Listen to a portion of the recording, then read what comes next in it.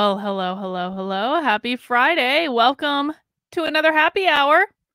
We have got a doozy of a happy hour today. Check this out. You guys are not going to believe this. We are going to be going through Marxism versus queer theory. I didn't even know these two things were nemesises. I had no idea that there was a rivalry between Marxism and queer theory. But we're going to talk about that, and we're going to watch that video, and we're going to see why Marxism is facing off against queer theory in the land of the leftists. But I'm sure it's something that we're all going to be able to enjoy. But welcome to Happy Hour for Friday, September 24th. Happy Hour is a show I do every single week at 3 p.m. on Fridays, though I am thinking, just to kind of give you guys a heads up, I am thinking about moving it to 5 p.m. on Fridays, and that's purely because I'm plotting out a thing where I go live like at 5 p.m. every day, and so we want to keep everything in line. But we're at 3 p.m. on Fridays for right now while I'm figuring all that out. I am live on multiple platforms right now. Of course, I am live on my main YouTube channel. I am also live on my second YouTube channel, Actively Unwoke, because I do think that eventually Happy Hour will probably move over to Actively Unwoke. If you guys are curious about where the name Actively Unwoke comes from, it's actually the title of my upcoming book that I just got the cover art for today. Some of you in my locals community have seen the cover art. You even got to vote on which one you liked the best because there were a couple different treatments. I'm super excited about the book. It is the ultimate guide to fighting back against woke nonsense in your life. It's going to be coming out next year. We're going to have more information about that as it goes on pre-sale and all that stuff. But that's where the name Actively Unwoke came from for my second channel. If you are not yet subscribed to my second channel, the link is down there somewhere. So we're on 2 YouTube channels. We are also on Rockfin. We're on Odyssey, and we are on Facebook. So you could be watching us in any of those locations. And no matter where you're watching us, please make sure to mount the like button or the flame or whatever it is that you mount on any specific platform. If you want to be subscribed or follow along, make sure you're subscribed. Notifications are turned on, all that good stuff. I be ripping them. Came over from Adam's channel, I think. We haven't discussed my farts in a while. Well, welcome, I be ripping them. And, I guess we can discuss them if you want to send in super chats to discuss them. It's entirely up to you. So, what we do for Happy Hour to blow off steam is we watch a super woke training video of some sort, or discussion, or debate, or any of those things, and we mock it relentlessly. We pick it apart. We talk about what they're doing. We talk about what they really mean when they use different words and explain different concepts. But basically, it's my contention that I don't think that we should be learning about what the woke are doing from the evening news or from prime time, because most of the time reporters don't understand what the F they're talking about. Instead, I want us to watch directly what they're doing. I want us to watch directly what they're saying, and I want us to draw our own conclusions, because I think that looking at primary source evidence is really the best way to go. So that's what we do at Happy Hour. Now, we do try to make it fun in that we do play Unwoke Bingo during Happy Hour. You can download your Unwoke Bingo card in the description below of whatever platform you're on. You get the free space in the middle, and then we go for lines, or alternatively, we go for corners. If you get a bingo, simply yell out bingo in the chat. Now, after we get the first bingo, we go for blackout bingo after that. You don't win anything. It's just for bragging rights. But I'll tell you, no one has ever gotten a blackout bingo on the channel. I feel like today could be the day. People have gotten close. They've gotten within a few squares of getting blackout bingo. But I really feel like with the presentation that we're watching today, Marxism versus queer theory, it's probably as good a chance of any. We have leftists literally arguing with each other today. How great is this? If a blackout bingo doesn't happen today, I just don't know what to tell you guys. So make sure you download your Unwoke Bingo card. They're all different. And if you get bingo at some point during the presentation, just shout it out in the chat. We will all congratulate you and revel in your victory. And then we will go for the blackout. Now, Happy Hour is supported by my Locals community. Locals is the best place on the internet. It is the only place where there are no trolls, and Lord knows I've had some trolls lately. Lord knows. But Locals is my little safe space. Locals is the place where we can talk about whatever we want to talk about. We don't have to worry about being censored or banned. We can talk about vaccines. We can talk about different things that are not allowed on YouTube in any way. We have 2 community Zoom calls every single week. We have book club, we have debate club, we have our own community Discord that you only get access to in being a member of my locals community. So definitely get on board with locals today. You can join for free just to check it out. Because here's the thing. When I got my stupid second YouTube strike a couple of weeks ago, I couldn't communicate with anyone on the channel for 2 weeks. I couldn't post, I couldn't upload, I couldn't do anything. But my locals people knew what was going on. So even if you just sign up as a free member, and I'll even put this little ticker thing so you guys know where to go to sign up as a free member, kb.locals.com. That completely free. It gets you in the community. It gives you the ability to see posts and updates and things like that. So even if you just do that, that is a good first step, right? But of course, if you want to support the work I'm doing, you can become a supporter through locals. You can become a supporter at $5 a month, or you can give more if you want to, but you're under no obligation. You can do it for $50 a year, which gives you 2 months for free. And if you want to make a one-time gift, you can do it there as well. And I really appreciate all the support. My locals community makes all of this possible. I do not make a whole bunch on YouTube. My locals community provides me with that very steady income that I can count on, which makes it possible for me to do all the research. Like when I did the white identitarian article this week, locals is the thing that makes me have the time to be able to do that. So I'm extremely grateful for all my locals community members. I love you guys, and I appreciate that you allow me to do the work I'm doing, and I hope I'm serving you well. Schwan Hammond says, forgot to tell you last stream, I was reprimanded over a pro-America, anti-Biden post on my Facebook in my last truck driver job on the woke subject. No kidding. Are truck drivers woke? Wow. Well, I'm sorry to hear that, Schwan. Hopefully that doesn't happen again. All right, guys. Now, before we jump into it, since this is happy hour, I'm going to be drinking my usual pumpkin for happy hour, mostly because I was too lazy to go to the beer store, and this is what was in the fridge. It was raining. It was raining like really hard today, so I wasn't going to go outside. But I have my beer. If you guys are drinking something interesting, post it in the chat and let us know what you're drinking. And of course, I drink my beer out of a giant fuck off wine glass. Yes, this is not a family-friendly show. Watch. It's so pretty. Look how pretty that is. Oh, beautiful. Pumpkin tastes like a pumpkin pie with 8.6% alcohol content.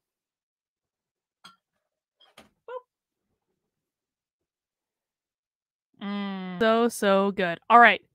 Let me just get set up here. All right, I want to show you guys before we even get started with the stream. I want to show you guys what this YouTube channel that I found this on is all about. Check this out. This is the channel that we're going to be watching.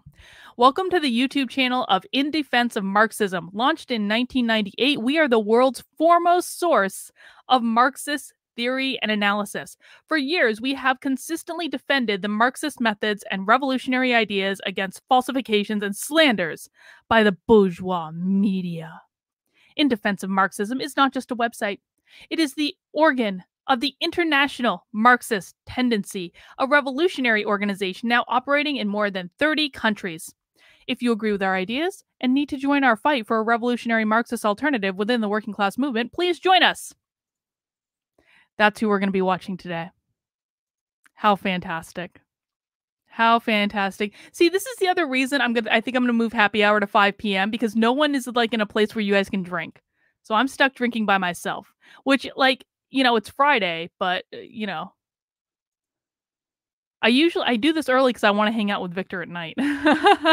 I need to spend time with Victor today. I really do. I really do. All right, let's get started, guys. Share audio. Who's ready to watch Marxism versus queer theory? Well, at least I know the word capitalism is going to be overused. Yep, Yvonne, I think that's probably right. All right, let's get this party started, guys. As always, let me know if you can't hear the sound for any reason. Hello, everyone, and welcome to the final day of the International Marxist University.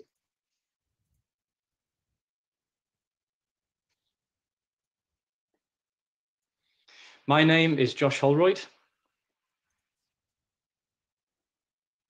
and I'm an activist at Socialist Appeal, the British section of the International Marxist Tendency.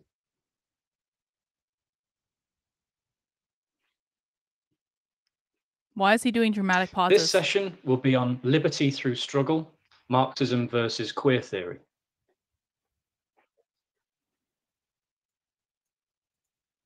But before I introduce this discussion, I have a few announcements.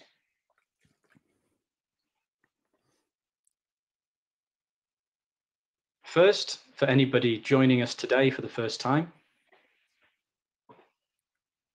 What is this? Why is he doing dramatic pauses? I should explain why I'm pausing so often. Yes, you should.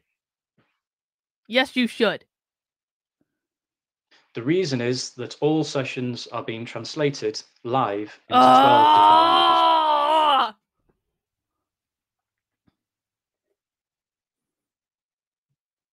So the speaker and all the comrades participating in the discussion will also have to pause. Really? Hopefully this is not unbearable. We're going to give it a try. It might seem strange at first, but please bear with us.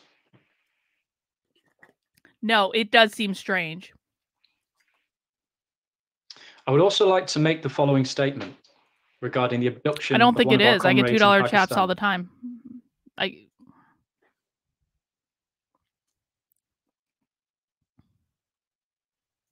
About Comrade an hour. Amin, an active member of the Progressive Youth Alliance in Karachi,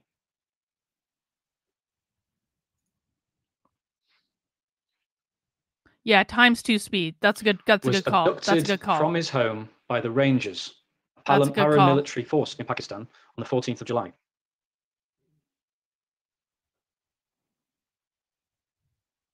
And to this day, Marxism versus queer theory. In many cases before this, victims of the Rangers have been severely tortured during confinement, while many have lost their lives.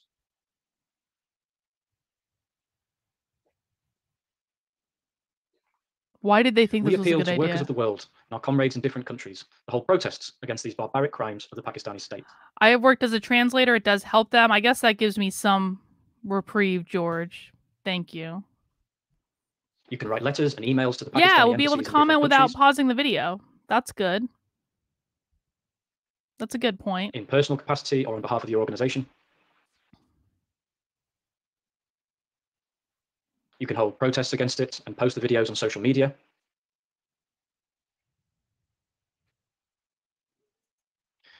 Using the following hashtags. Hashtag release Amin.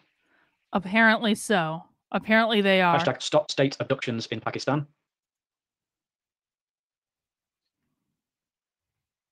And hashtag IMU 2020. I have a hard time believing the other presenters are actually going to do this. You can post comments and views on social media about it while tagging the Prime Minister of Pakistan.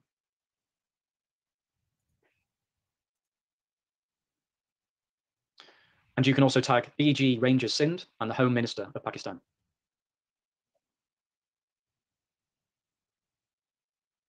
You can also organise discussions about this barbarism in your area of work and locality.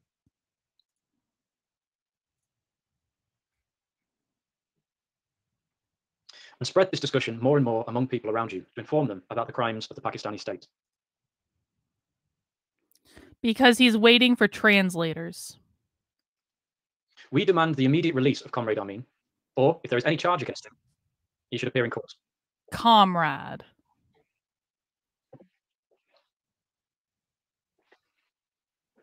We similarly demand the release of all people abducted by the security forces in Pakistan. Well, I think we now know why it's an hour long. I thought they were talking normal.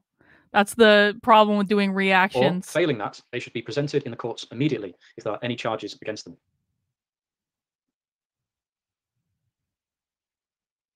This is a basic democratic right of every human being, and we should fight for this right.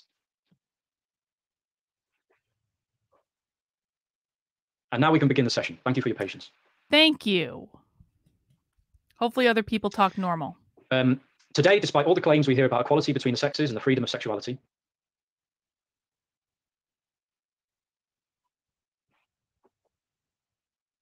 The oppression of people based on their gender and sexual orientation remain a fundamental and unavoidable part of the capitalist system. Okay. So you can already see, like, it's a fundamental part of the capitalist system. I mean, this is one of those instances where it might be a little annoying to watch with the pauses, but I think it's important that we do watch it because they're just going to tell us this is like the white identitarians. These people are going to tell us exactly who they are and exactly what they think. This is going to be great.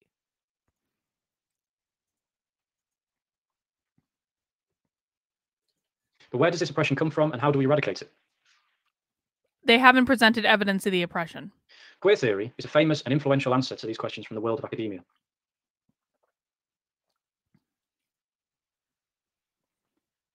But does it really offer a way out of this nightmare for the oppressed?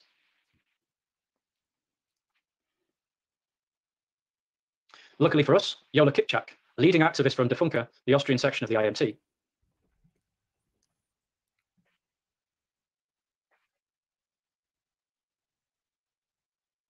is going to offer us an answer to these questions and more,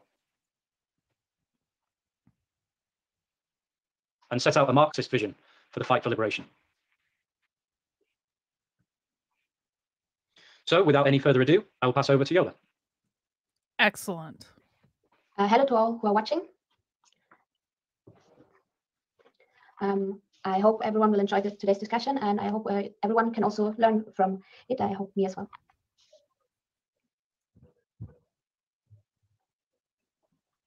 As Marxists, we take the struggle against all forms of oppression and discrimination very seriously.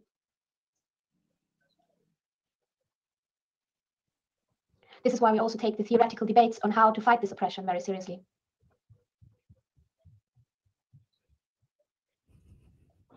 Queer theory, the particular strand of theory we will be discussing here, emerged mainly in the United States in the 1990s among academic circles.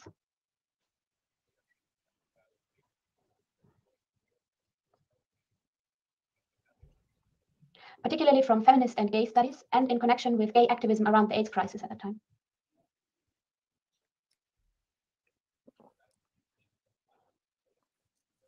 Her bed is a hammock. Can we appreciate that? Originally an insulting term for homosexuals, queer was taken up and given a positive twist by the gay movement.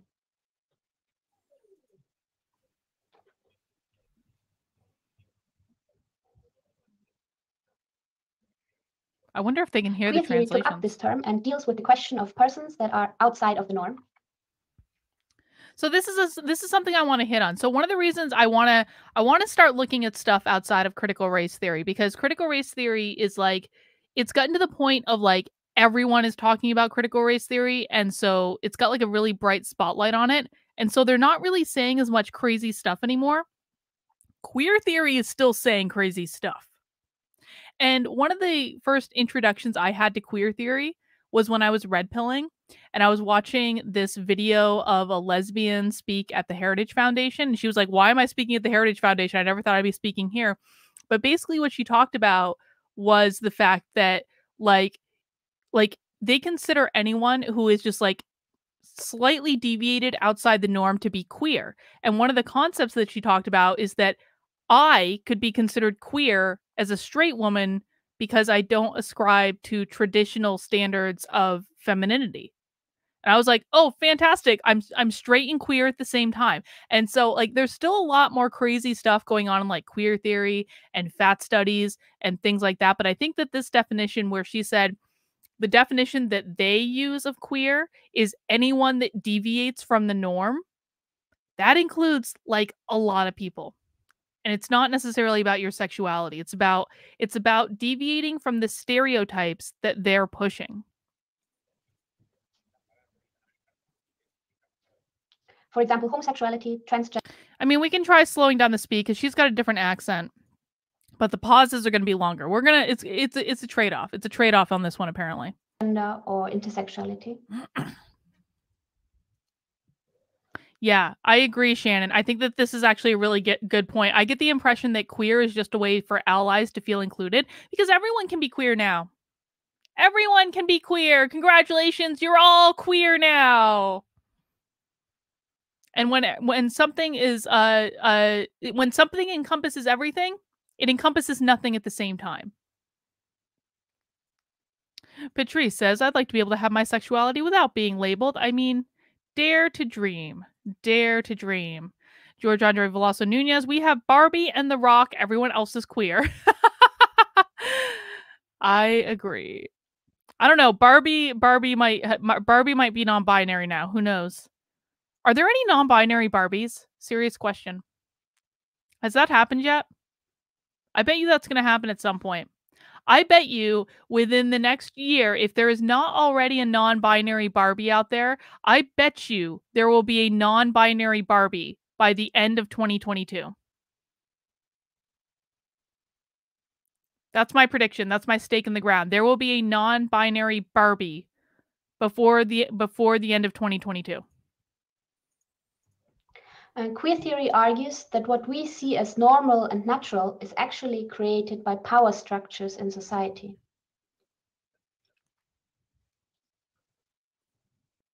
Again, it all comes back to power.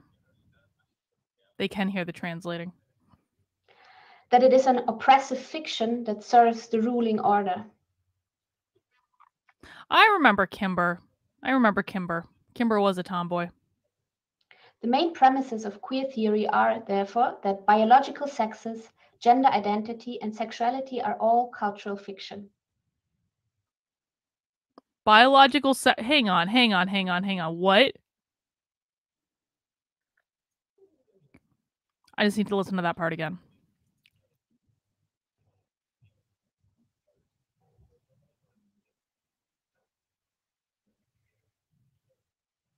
Queer theory took up this term and deals with the question of persons that are outside of the norm.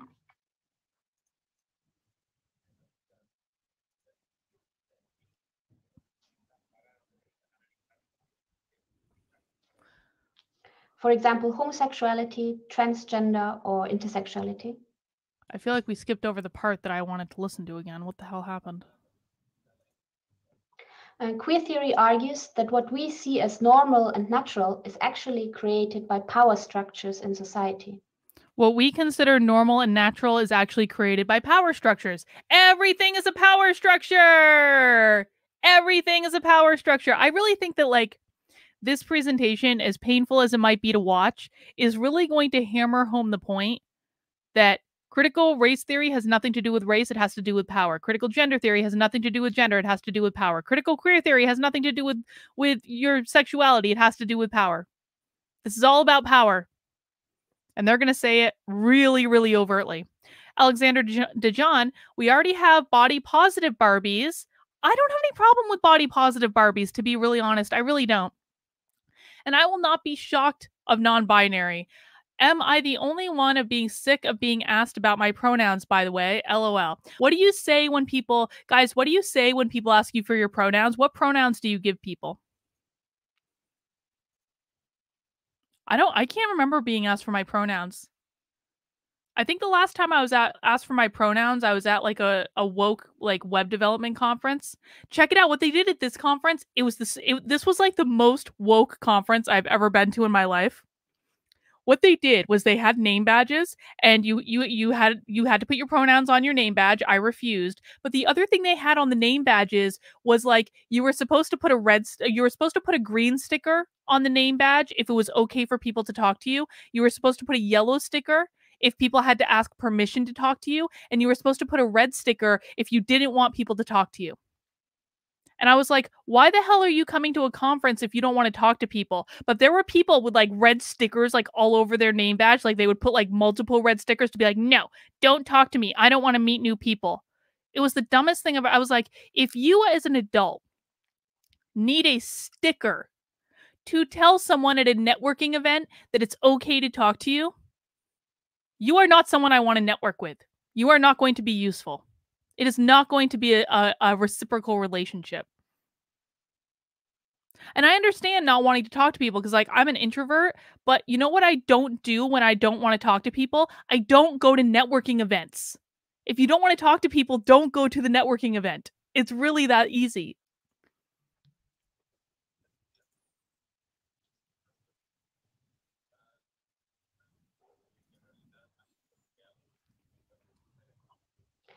That it is an oppressive fiction that serves the ruling order. Gender is an oppressive fiction that serves the ruling order. The main premises of queer theory are, therefore, that biological sexes, gender identity, and sexuality are all cultural fiction. Biological sexes, gender identity, and sexuality are fiction. That is the basis of queer theory. That biological sexes do not exist, that gender identity does not exist, that sexuality does not exist. My husband will be thrilled to learn this information.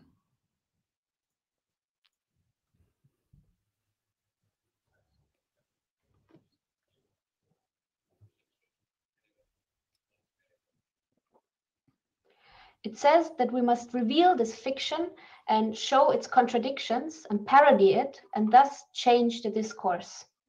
So what would they prefer then? What would they consider to be successful?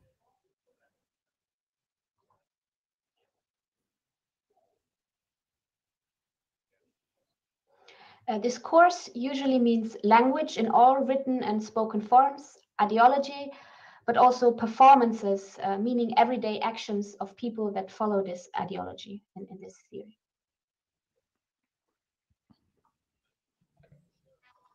I heard Styx did a video about the Free State Project. I heard that. That's great. So how did queer theory arrive at its premises? Nothing exists. We're in a collective illusion. In the 1960s and 70s, women's struggle, as well as gay struggle, was more influenced and linked to class struggle. You will own nothing and you will be happy. Does anyone feel like we are legitimately in a collective illusion every single day? Because I really do. I don't feel like this is real life. I don't feel like this is like I legitimately feel like we're all plugged into the Matrix. I didn't used to feel like this. I don't know if it's always been like this or if it's just like my post red pilling I feel like this. I don't know. I'm glad you guys all feel this way too though. There's some comfort in the fact that like everyone feels like we're in a collective dystopian reality. Has it been like this for people who have been like red pilled longer? Has it always been like this or is this just something that I've picked up on since I red pilled? Like I mean I just like I guess that's not an or. Has it always been like this and this is just something that I started picking up on after I woke up? Alexander says it's post-COVID. Yeah, that's kind of like at least what I'm hoping, that it's post-COVID. Schwan Hammond says binary or non-binary, which makes you binary. See? And they also don't seem to understand that trans only means something if you're transitioning from one thing to another thing. The whole trans comes from transition. If you're not going from one thing to another thing, then you're not transitioning.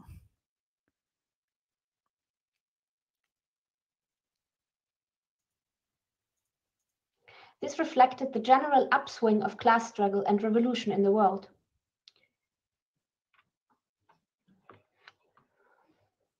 So they're saying that this stuff most closely... For example, the Stonewall riots in 1969, where the gay community in the USA rose up against brutal discrimination. Which, of course, was a hoax. It wasn't a complete hoax. They just lied about how it started.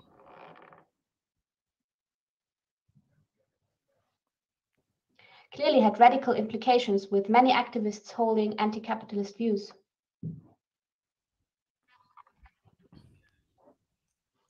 Trans means opposite. Exactly. You're transitioning from one thing to another thing. But Social Democratic and Stalinist parties did not fight consistently with the women. Ooh, there's infighting. And in the case of the LGBT community, ignored or even actively rejected them. So they're saying that Marxists did not support the LGBT community or women. In these parties, sexism and homophobia largely prevailed.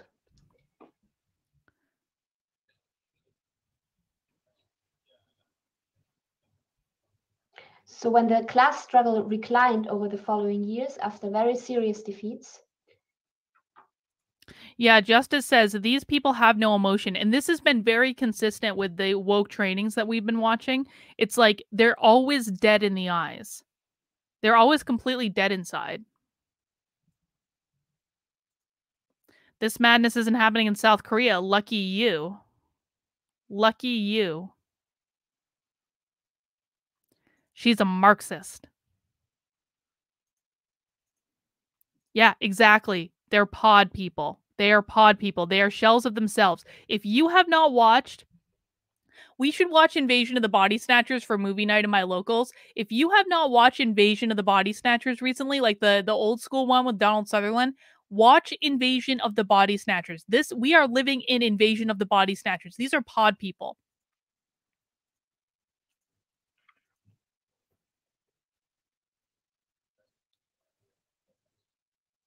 This hardened the view of feminist activists that women's struggle must be led separately from class struggle. Okay, so apparently the reason that queer theory is fighting Marxists is because they separated the fight into one fight for class struggle and another fight for like feminism or whatever. Yeah, the faculty is another example of this, but the faculty is based off Invasion of the Body Snatchers. The faculty is not superior to Invasion of the Body Snatchers. Go watch the original. You have to watch the original, guys. You don't watch the remakes. Go watch the original. Same is true for like The Wicker Man. The Wicker Man is another good one. If you've never seen The Wicker Man, you should watch it.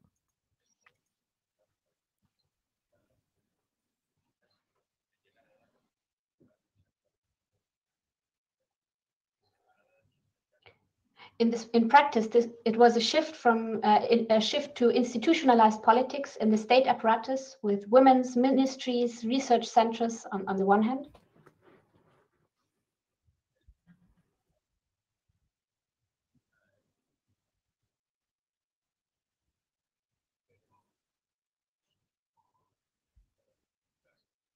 And cultural circles focusing on individual experiences, language, and single issue campaigns on the other hand. Children of the Corn. Good suggestion, Richard. No mayo in that movie, I'll tell you what. In feminism, the struggle against oppression shifted more and more from class struggle to a struggle between the sexes, i.e., against patriarchy. Okay, class struggles shifted to a struggle between the sexes. So one group is battling the rich, the other is battling patriarchy. So oppression is explained here as a question of men versus women instead of exploited class versus ruling class. I mean, doesn't that seem stupid to anyone else? Doesn't that seem like a stupid distinction? Like, why would they break off like that? Men and like, let's just play in the land of fantasy, where the exploited class and the ruling class are like really a thing. So we're playing in fantasy land. Why would they then break off and to start fighting amongst the genders? It makes no sense. Men and women can both be part of the ruling class. Men and women can both be part of the oppressed class. So why would they make like an arbitrary distinction to split their resources? It makes no sense.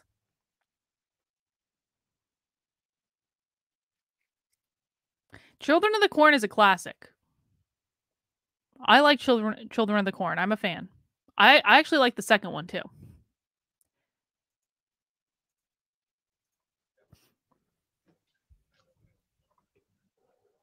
Marxists, on the other hand, explain that class society was the historical reason for the emergence of women's oppression.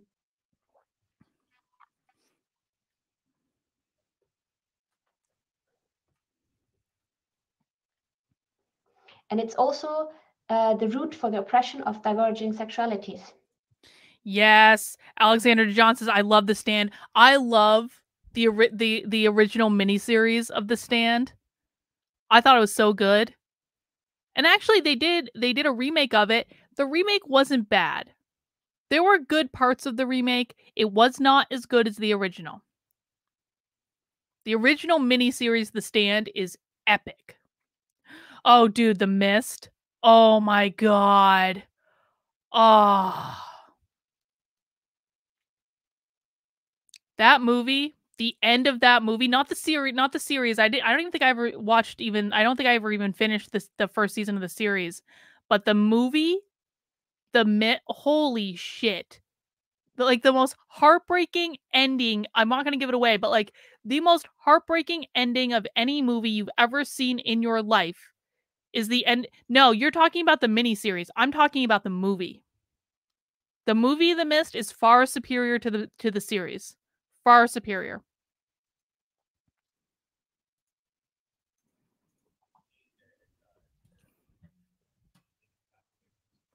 I mean, obviously, best movie ever. For the most part of our existence, humans did not live in class societies. Was there a movie version of The Mist that came out in 2020? Because there was definitely one before that. Yeah, there was one before that at the grocery store. Was there a movie version of The Mist that came out in 2020 that I missed? Did they remake the movie within like 5 years of the original one coming out? Or maybe not 5 years, but yeah. So I'm gonna look that up. I wonder if did they remake it?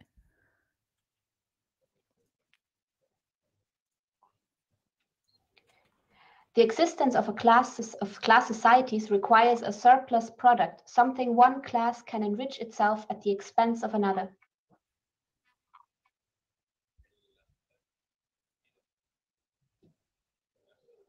Hey, Christian. Yeah, that's what I'm saying. In early societies, where people had not yet the technical means to produce more than they needed for immediate survival,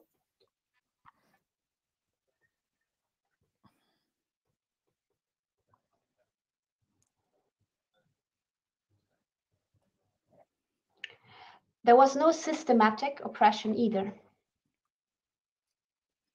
Wait, what? But technological development led to agriculture,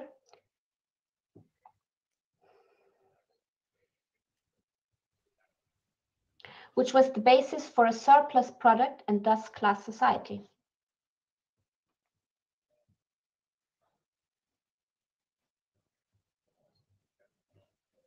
Among many fundamental changes. Apparently, so do Marxists want to go back to when we only produced what we needed to survive? Apparently, that is the argument that she's making. Because there's no systemic oppression under Marxism. Because people only produce what they need to survive. Do you guys actually think it would be possible to only produce what we need to survive? I don't just consume what I only need to survive. No one consumes only what they need to survive. I mean, well, not maybe no one. Most people don't only consume what they need to survive. Please. Oh, okay. The Mist 2008 reminded me of how society behaved in 2020 is when I met. That makes more sense, Nat D. Watched Animal Farm on Amazon. Sucked Messages was there. Yeah, Animal Farm is another good one. It also meant that communities could raise more children. There. These people don't even like children. Why do they care about that? This in turn led to a more clear-cut division of labor between the sexes, although this in itself was not a class division. Isn't that patriarchy? If they're organizing society around raising the children, isn't that patriarchy? Why is she saying that like it's a good thing?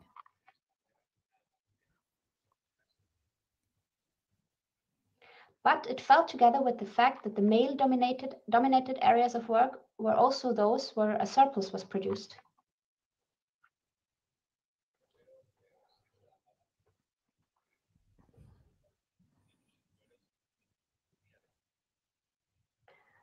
So while women, as those who ensure the survival of the species, were held in high esteem before, over a period of time, their economic role led to subordination.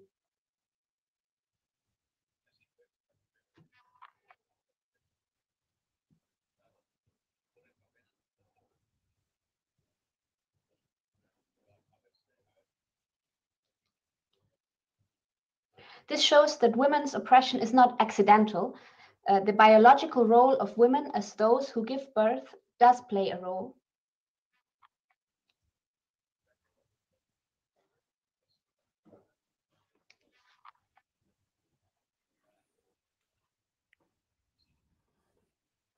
But it also shows that oppression is not naturally ingrained in the sexes. You're literally the only people that thought oppression was naturally ingrained in the sexes. Was people like you. With increased wealth, there came also the wish of men to inherit this wealth to their own children. Oh my God, these people.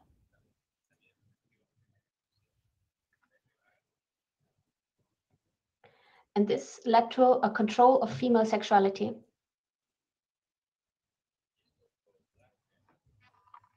Only through monogamy could men know who their own children were. Well, yeah, that's the way it was at the time. It is thus the specific forms of family, monogamous family in class society, that led to oppression of sexuality, including diverging sexualities such as homosexuality.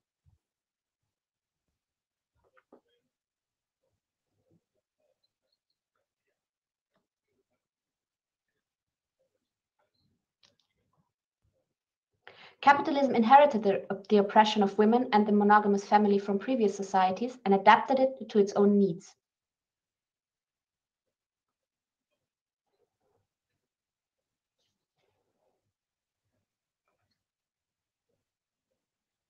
Sexism and the institution of the family are very useful to the capitalists.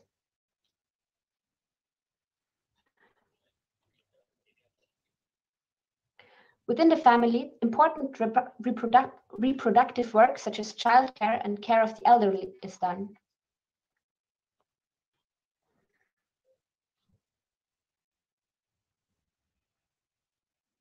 And sexism and homophobia are further also used to diffuse worker solidarity against their common enemy, the capitalists.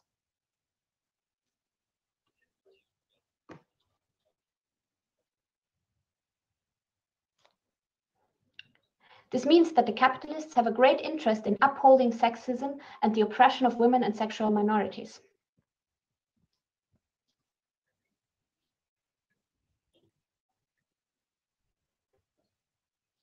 We can argue that as long as class society and with it the monogamous family exist, it will be impossible to fully overcome social discrimination based on sexual orientation or women's oppression. God, these people are so depressing. The enemy, the capitalist. But feminist theory, and as we will see also queer theory, rejects the class contradictions as the central explanation for oppression.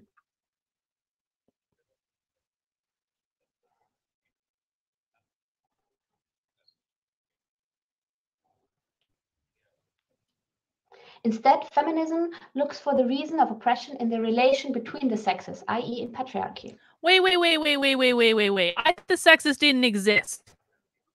I thought we'd already established that the sexes didn't exist. Is she arguing for Marxism or something in being male must be oppressive, while something in being female must lead to women's liberation? which side is she arguing on?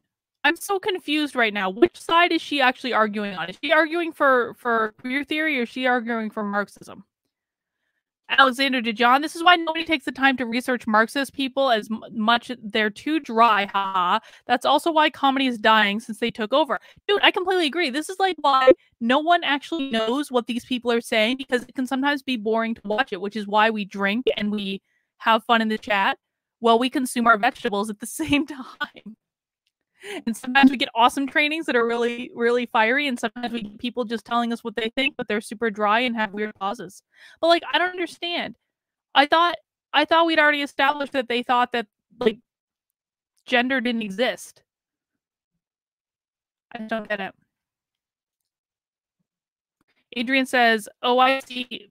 Because it's not class contradictions. Queer theory is not really Marxist."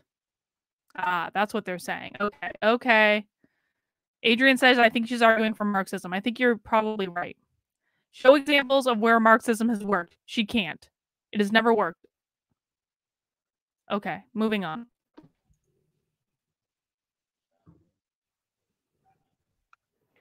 This means that the identity of a person became the key to struggle.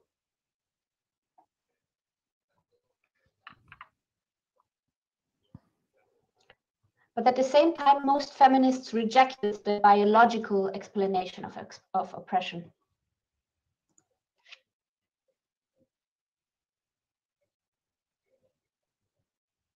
Rightfully, because after all, also the reactionaries defend sexism commonly with biological arguments that women are naturally inferior. Okay, I need to go on a side tangent. Because I've had a lot of people.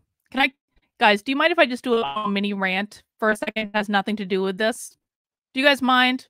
Yes or no in the chat? If you say no, I won't do it. I promise. Let me know what you think.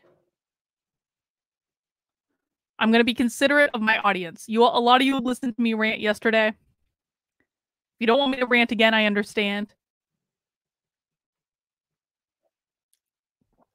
Okay. Here's the problem.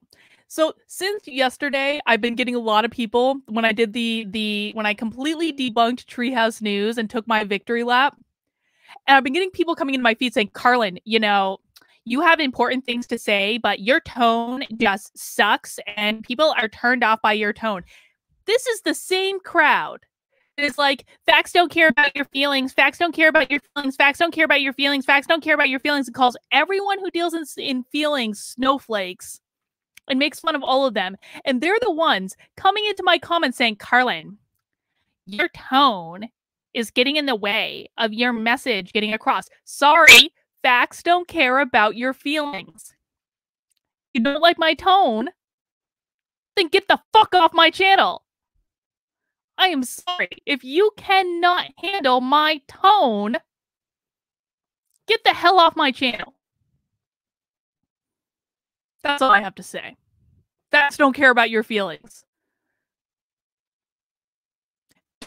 Don't bitch complain about the woke always talking about their feelings and lived experiences in one breath and then say, Carlin, your message would get across a lot better if you had a different tone. Sorry, facts don't care about your feelings. Thank you, Shannon, for the super chat. Are you saying that facts don't care about your feelings, crowd, or snowflakes? Yes. Yes. Because it's all facts don't care about your feelings when someone is saying something they agree with. And then it's like, facts don't care about your feelings, snowflakes, facts don't care. If they agree with it, they don't care about the tone.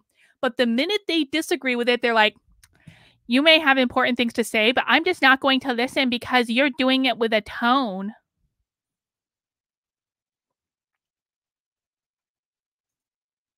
Correct. I am not going to pander for money. Absolutely not. Both sides are whiny snowflakes. It's true, man.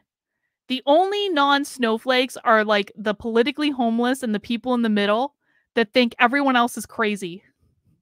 We are the only normal people. That's it. Thank you, Casey. I appreciate it. It's a great rant. That's why I say you stay with you even though you don't like mayonnaise. Thank you, Richard, for your loyalty and commitment. All right. Thank you guys for allowing me that moment. I appreciate it. Back to the show. Oh, actually, I just got a super chat. Hang on. Eric from Hell, your tone is not the problem. The issue is that some people really think that no one should ever show emotions. You are a person too. I mean, I think it's part of my job to show emotions. I think that I don't want to be somewhat like some emotionless like robot on the internet. I think part of being a human being is showing emotions. If people don't like that or it makes them feel uncomfortable, I'm just simply not the channel for them. Jaya, are you saying the right is acting like leftists? Yes. Anytime. It's totally fine for me to have a tone when I'm saying something that they agree with. But when I'm saying something they disagree with, then it is not fine to have a tone. It is downright hypocrisy. Were you planning to talk about CRT happening at SNU? I am not planning on talking about that. I think I addressed that on my Twitter. It was just one article, but SNU has a whole like 5-year diversity plan that's like on their website. SNU is very woke. If you are a very woke person, SNU is a great school for you. If you are not a woke person, I suggest you enroll at a school that does not have a 5-year equity plan. That's how I feel about that. I have to be careful about how I talk about snoo for reasons.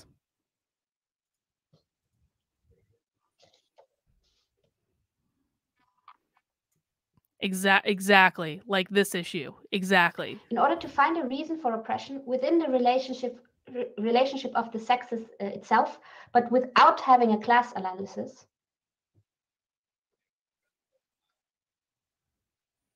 I don't care about having a larger reach. Here's the thing. You can still have a larger reach if you adjust the presentation. Lots of people are emotional and get their message across right. Disregard the grifters, but take the criticism as you like. Here's the thing. Like I don't believe in sacrificing who I am in order to gain a larger audience. I don't think that that's the right way to go, because then I would inherently have to be acting inauthentic every single day, and I can't do it, man. I am too authentic of a person. This is a really great compliment. Carlin is like the guy version of Mike Cernovich. That's a really great compliment. I think Mike Cernovich is like a little bit misogynistic for my taste. Just like a touch, not like a lot, just like a touch, but I do listen to what he says, and I think that most of the time he's really insightful and correct. So I'll take that as a compliment. But he is very bro-ish. Like, I'm not gonna I don't think Mike Cernovich and I would like get along in person necessarily, because we're too alike probably. We go like this. But I do actually appreciate what he has to say.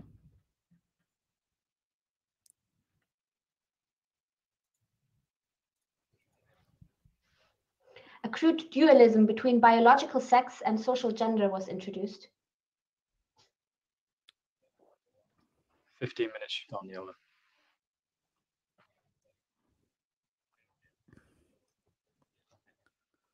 This way they can assign different phenomena mechanically either to nature or to society, culture, and psychology.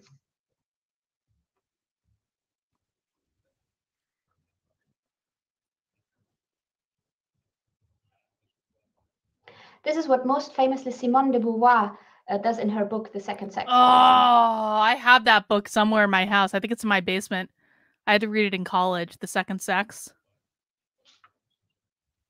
We do not disagree with the feminists in criticizing gender roles and how society puts pressure on people to fulfill them. Okay, she is arguing on behalf of Marxism. Okay.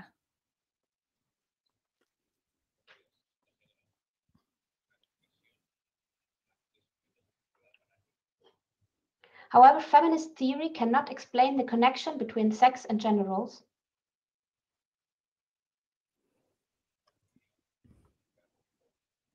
Thank you, Boglin. Which can only be understood by a complete analysis of class society.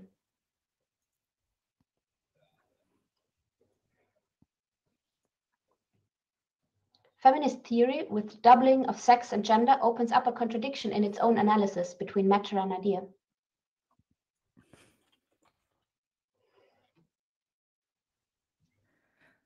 Look, I'm arguing with someone right now that's like, I said, facts don't care about your feelings to them. You guys are just going to get wrapped up into my YouTube drama. And they said, tone is extremely important, though, not just to me. Take that for what you will. And I responded, facts don't care about your feelings. And this person said, facts actually don't care at all. They exist regardless of feelings. I'm just saying, let's not try to package facts in feelings to sell them. Let's leave emotions out of it. No.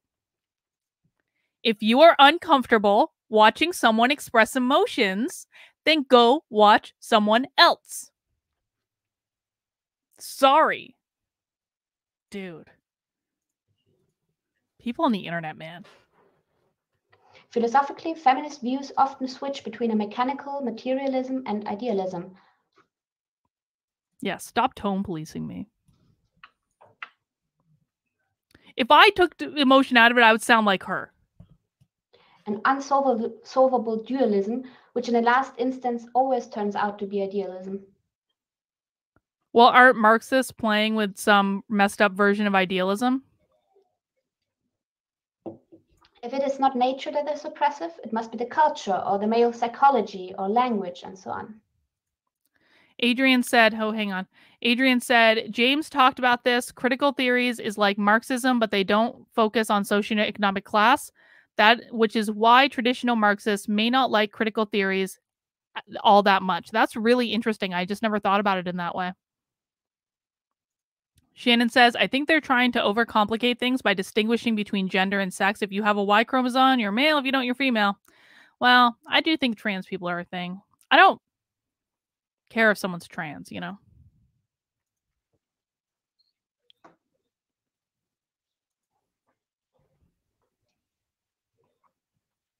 The resulting practice is to fight sexism with ideas, individual improvement, and language reforms instead of class struggle.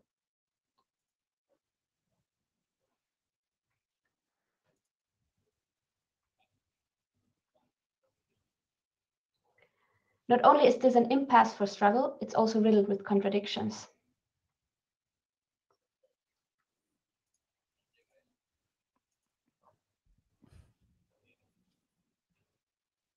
So in the midst of all these debates within feminism, queer theory emerged.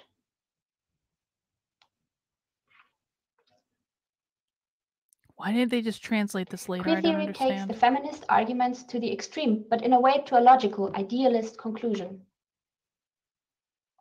Queer theory takes feminism to an extreme, but the logical conclusion, according to the Marxist. In 1990, Judith Butler published her book Gender Trouble, which is the most famous book ascribed to queer theory.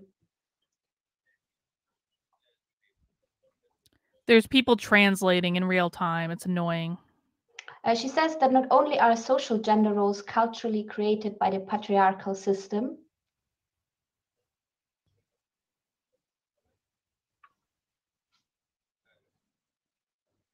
but that biological sex is also culturally created.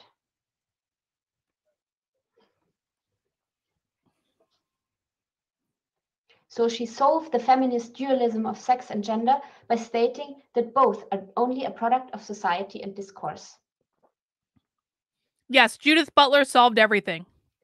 We are all nebulous beings that don't really exist, according to Judith Butler.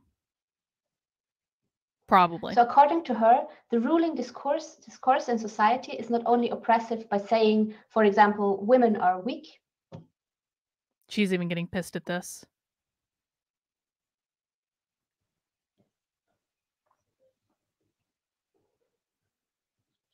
But by defining women as women.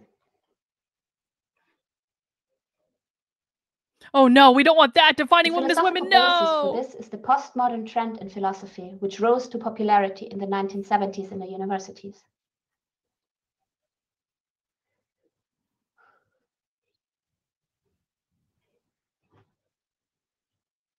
According to this idealist philosophy, the whole of reality is actually constructed by language. The whole of isn't this interesting? Leave a little bit more time for the translators.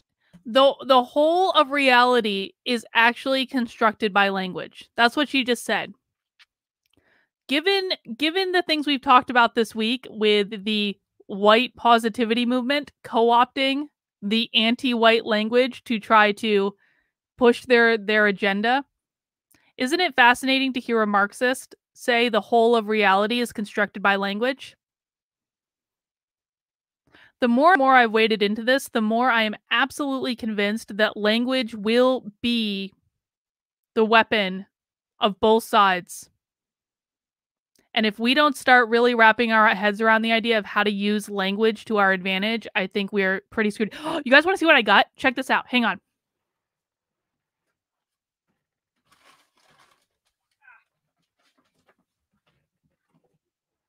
It's really heavy. It's sitting on my floor by my desk. Look at this. Hang on. I'm actually going to remove her from the stream. Look what I got. This is a giant fuck off dictionary from the 1940s. An unabridged dictionary from the 1940s. Do you guys have any words you'd like me to look up in the giant fuck off dictionary from the 1940s? Before the civil rights movement, because one of my fans sent me a dictionary from the 90s, and I was like, the 90s will be good, like before they started changing definitions. No. Giant fuck off dictionary from the 40s before the civil rights movement. It costs like $40 on eBay. $40 on eBay. Go on eBay. Everyone needs to go onto eBay and get yourselves a really old dictionary. A really old dictionary. Racist actually isn't in it, Lois. Racist isn't in it. Race prejudice is in it. But racist actually, hang on, let me do QR race. Look at this. The pages are so frail. I actually have to be really careful about the pages because they rip really easily, but look, it's got like all these pictures in it. It's really cool. Yeah, it's really big. Let me see.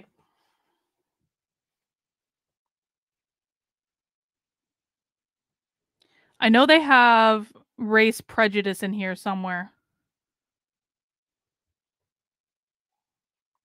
Race plate. I can't find it right now. We'll do a whole series in my locals of looking up words, but I just wanted to show you guys this because it's really awesome, and I definitely recommend, like, at a time when we're going to be fighting battles based on language, get a print dictionary, an old print dictionary. Just have it around. Mine's sitting on my floor. All right, coming back. As well, sorry.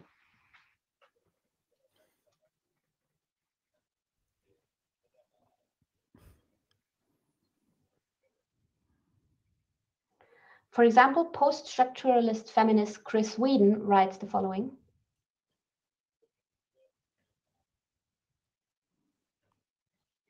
Bog gender. Language, far from reflecting a given societal reality, constitutes social reality. Yes, join locals.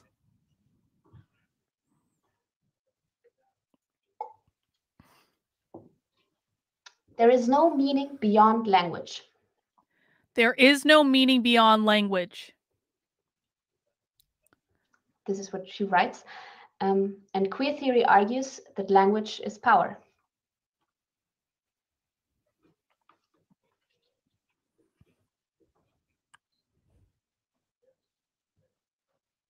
Every category is a generalization. And thus, every generalization and every category or term is seen as a violent act of excluding those who don't fit in this category.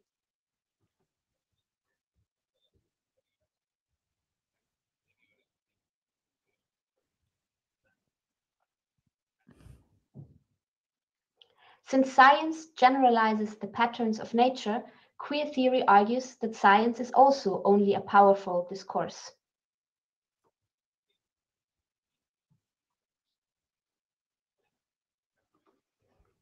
Yeah.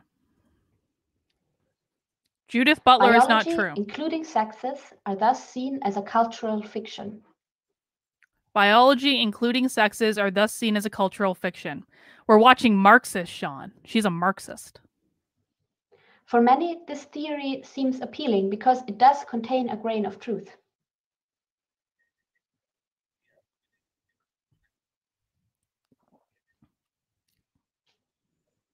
It is true that in class society, science is not free from the ideology of the ruling class. Oh, you know what? We can actually agree on this. Isn't it interesting? Isn't it interesting that a Marxist, a literal Marxist, just said science is not free from the ruling class? How might that be relevant to our current circumstances? Listen, man, I actually think that there can be a conversation to be had about, like, a populist movement pushing back against the establishment. 100%. In this case, the Democrats are the flipping establishment that are owning science. And their freaking science narrative has completely fallen apart at this point. Did anyone see what happened on The View today? Did anyone catch this? What happened on The View today?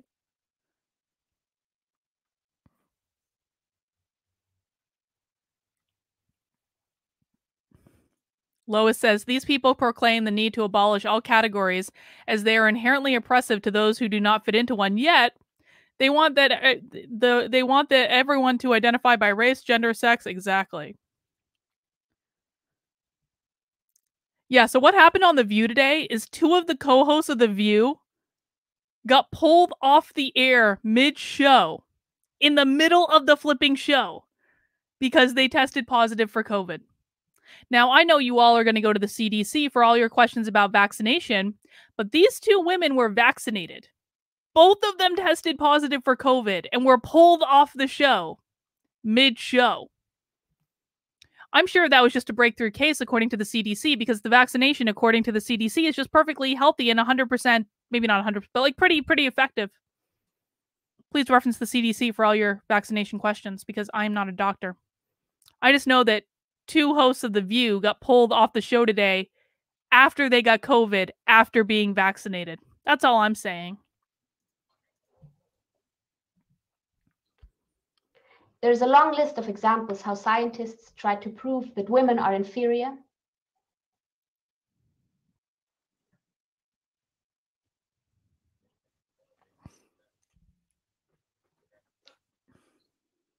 that they have smaller brains, or that homosexuals are dangerous and sick, and so on. What aspects of science are trying to prove that women are inferior or that homosexuals have smaller brains? What is she talking about? Is she just making stuff up? I'm not that kind of doctor. Different kind of doctor. But from this, it cannot be concluded, as queer theory does, that science can create reality free from the actual facts. Well, in fact, we're living in a time when science is actually creating reality separate from actual facts. So this was recorded in December 2020, so I'm just finding this extra ironic at the moment.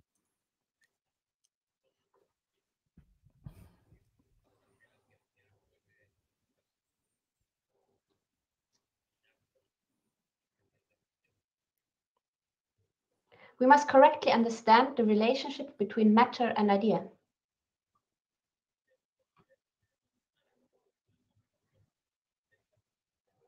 As Marxists, we are materialists. Ooh, good find, Judy. Good find. Ultimately, everything, including our ideas and our consciousness, are material processes.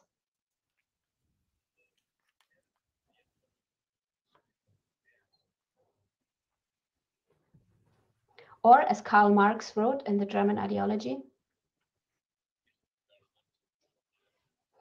the phantoms formed in the human brain are also necessarily sublimates of their material life process.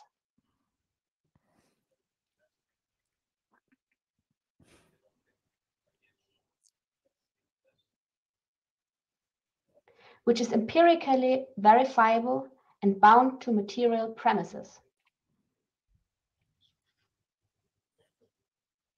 Yeah, I want to start collecting old textbooks. So this means that ideas can be wrong. They can be inaccurate or blurry reflections of reality that don't depict an accurate image. A Marxist is saying that ideas can be wrong and ideas can reflect reality that don't present an actual a realistic image. Oh, the irony. The irony.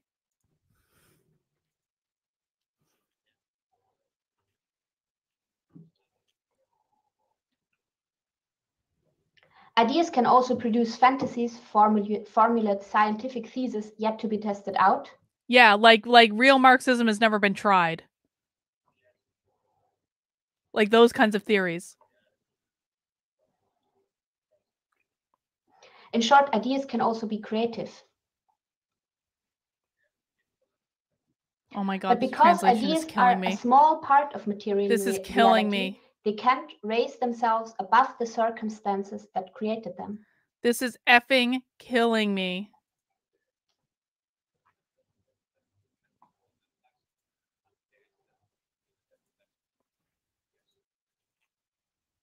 For example, just because humans want to believe that they can fly doesn't make them defy gravity.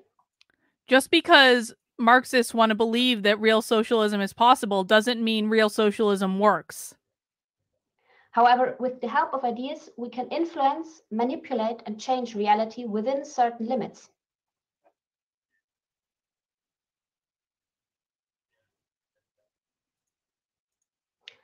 So although we cannot make humans fly by pure will, we can, with ideas, build an airplane which then makes a human fly.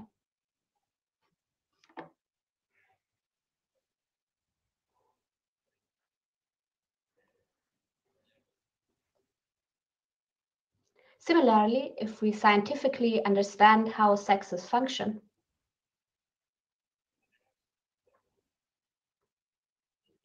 we can invent such things as hormone therapy that can manipulate secondary sex characteristics such as beards, breasts, and so on.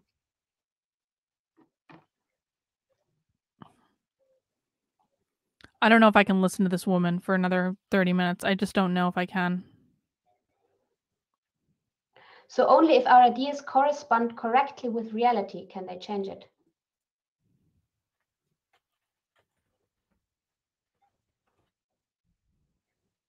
In order to grasp reality, generalizations are necessary.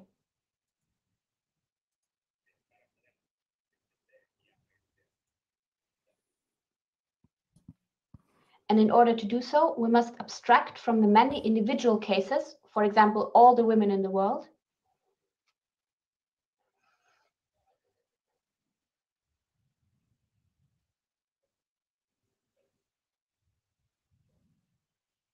and look at what their essence is, what makes them comparable.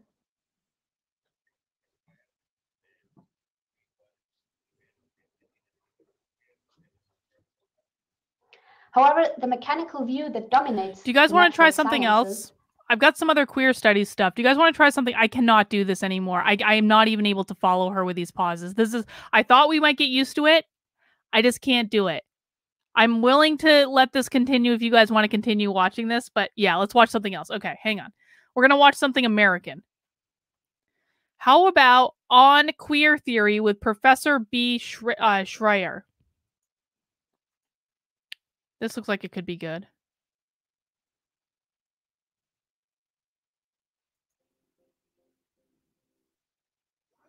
I don't know why I'm getting an ad. Hang on.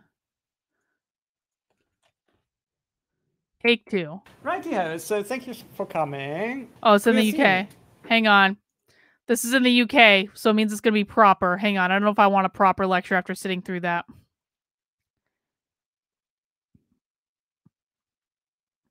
Oh, here's one that just came out like last week. It only has 13 views. Oh, this is perfect. Okay, hang on. Hang on. Oh, shit. Check this out. Okay, I think I found it. Understanding Queer Theory with Dr. Kristen from... Never mind. Assistant professor of English at the University. Oh, Southern Indiana. Okay, never mind. Yeah, this is fine.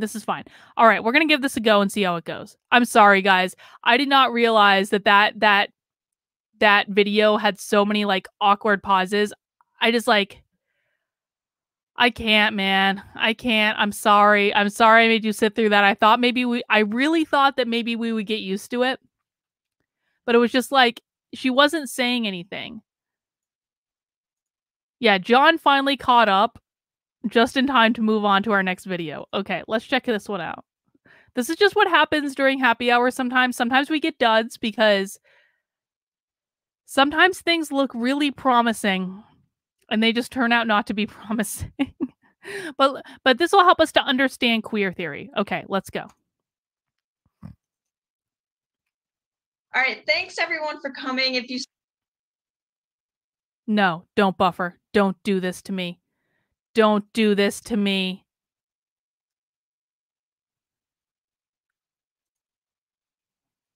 Oh no. YouTube, you absolute clowns. Hang on.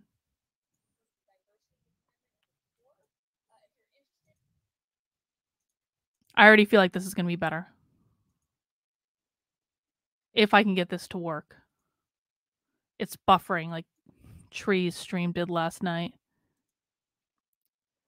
Yeah, so like I don't want to put anyone out like that. I appreciate it, but like I do want these to actually be like genuine reaction videos. I don't want to have to look ahead, you know? Why is this buffering?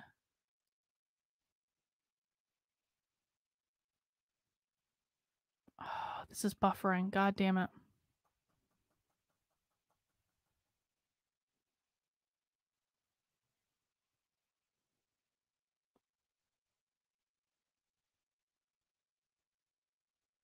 Just when you thought there was something worthwhile, YouTube goes and screws it up.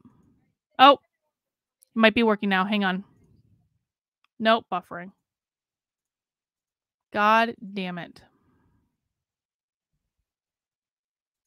Yes, tell me why I'm experiencing interruptions.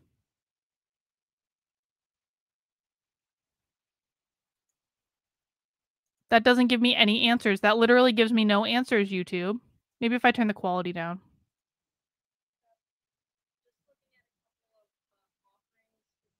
Nope. It did this to me yesterday with Tree's stream too. I don't know why this is doing it with some streams and not with other streams. Nope, I don't think we're going to be able to watch this. God damn it.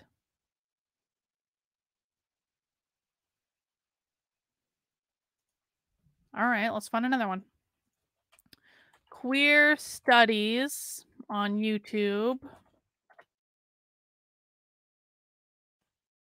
If anyone has any suggestions, I would be open to hearing your suggestions.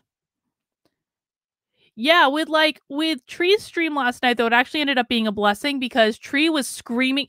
Here's what happened on the stream last night. If you guys didn't watch it, when I totally destroyed Treehouse News over the lies she told about me, so we basically ended up putting her stream on, and she started screaming racial slurs to try to get me demonetized. But luckily, the gods were shining a light down in my favor, and they kept buffering the stream. So her screaming racial slurs may have demonetized her stream. It did not demonetize my stream. My stream is completely monetized right now. So haha, Tree, I win. I win, you lose.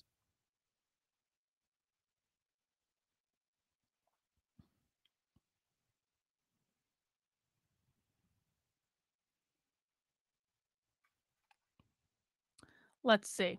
I'm going to find a good one. I'm going to find a good introduction to queer theory or gender studies or something like that.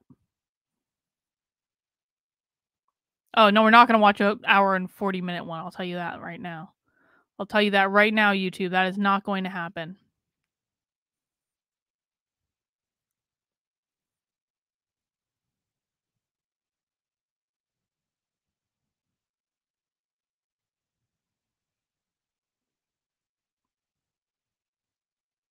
Introducing queer studies at Wesleyan University. Okay, this seems not to be buffering.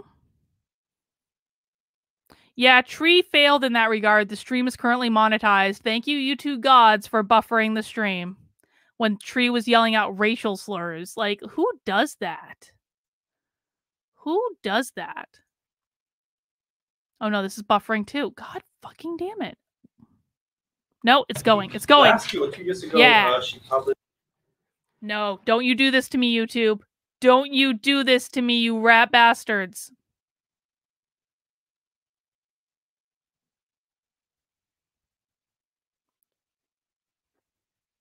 This is so annoying.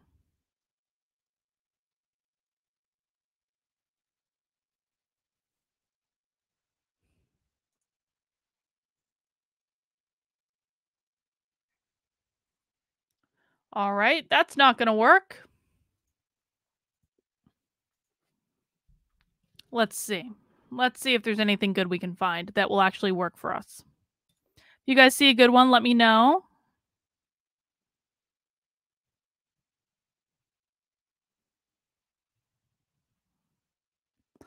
Ooh, hang on.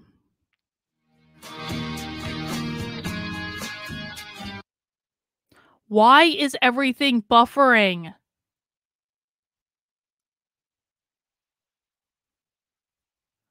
Fat Justice is totally queer. I want to watch this. Why can't we watch this?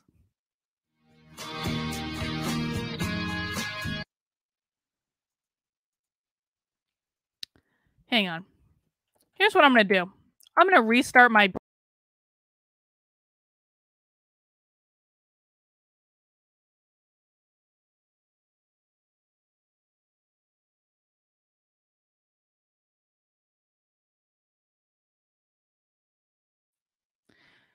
You know, I thought I was being fancy when I said I'm going to restart my browser, and then I didn't realize that I was restarting StreamYard at the same time. I didn't realize I was restarting flipping StreamYard. I didn't realize. I didn't realize. I'm back. I'm back. I'm back. Okay, let me see if we can just pop up the browser here.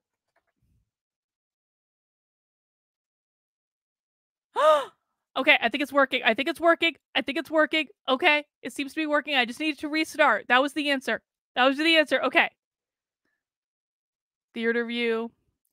So what we're going to listen to, I have high hopes for this, okay? Anna Molo, Fat Justice is totally queer. Who has a good feeling about this lecture? From CSU Sonoma. Yeah, we're watching something else. We couldn't take it anymore, Eric. We couldn't take it. We're switching. There's a slight technical difficulty. I'm back. You guys know I don't really know how to use the internet. Come on. I don't really know how to use the internet. Yeah, I think that this is an excellent thesis. That last fat studies lecture we watched turned out really well. And it ended up with me watching fat porn at the end of the night and just like being, you guys don't even know what I saw that night. Oh my God, I can't even think about it. Okay, let's watch.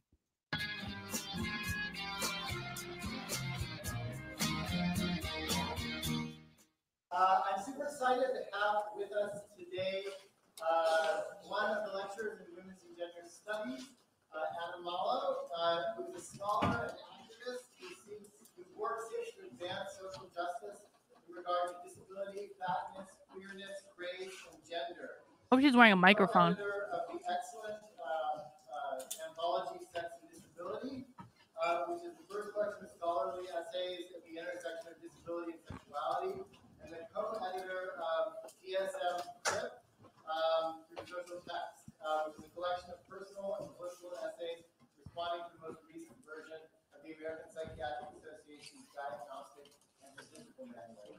In her published writing, Anna seeks to build bridges among various social justice movements. It's hard to hear him. I'm hoping she's going to have a microphone. By how she's got a microphone, so we'll fast forward to her. Thoughtful and politically engaged and socially aware you all are. So I'm just delighted to be here today. My talk today is called Fat Justice is Totally Queer. Guys, I turned down my volume. So that you can turn up your volume because I can't turn her volume up anymore. Okay? So I turned down my volume so you can turn up your volume. And hopefully that'll do the trick. Let me know if there's anything else I can do to make it bearable. And Dawn was saying, oh, we're going to hear why we keep hearing the word fat. The word fat is used in an affirmative and empowering sense by people such as myself who are fat activists, who are part of the fat justice movement. And it's kind of like queer. So queer... A fat activist. She doesn't look fat to me. Okay. I mean, she's not, okay. As many of you already know, it's more than just having a specific identity. It's more than just being lesbian, gay, bisexual, transgender, queer, questioning, intersex, asexual, any of those particular identities, which are very important and are a very important part of queerness. Queerness goes beyond that. Queerness is like an attitude. It's a political orientation. It's a way of claiming space in the world. And I think of it sort of as like a... Queerness is an attitude. It is a political orientation. Isn't it convenient that they have defined being queer as a political orientation? This is already going to be better. I can already tell this is going to be better. I think if they had not done the pauses in the other one, we would have actually learned quite a bit, but the pauses were just unbearable. This is already better. But I think it's important to note, they're not... This is the same thing with those white identitarian fuckheads. They're not defining things based on, sexuality or gender or anything like that. They're using words to stand for a political orientation. And that's really important because when they're using identity politics to stand for a political orientation, they're doing it because it's inherently going to support their political party. And what is that all meant to do? It's meant to help them gain more power. If they are defining things as a political orientation, there is only one goal to that, and that is to gain more political power. It is not just about taking up space in the world, it's about gaining more political power. A gleeful and defiant and righteous and exuberant rejection of anybody in any social system that tries to constrain who we are and say that we're bad because we don't conform to some kind of norm.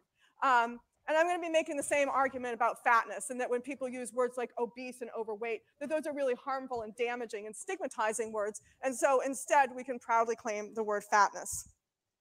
Before I get into my talk, I want to say a little bit about the day that it happens to be today. Today, some of you may know this, today is Holocaust Memorial Day. And that's a day on which Jewish people commemorate Brian got a bingo. And the deaths of the 6 million Jewish people. Congratulations, Brian, for suffering through it to get that bingo. Congratulations to you. People who were murdered in the Holocaust by the Nazis. A little ironic of them to invoke the Nazis, isn't it? In addition to committing genocide against Jewish people. She's nervous. She is a college professor. Why is she nervous talking to college students? She's obviously nervous. She's breathing heavy. The Nazis also targeted a number of other specific groups and murdered members of those groups. One of those groups was lesbians and gay men.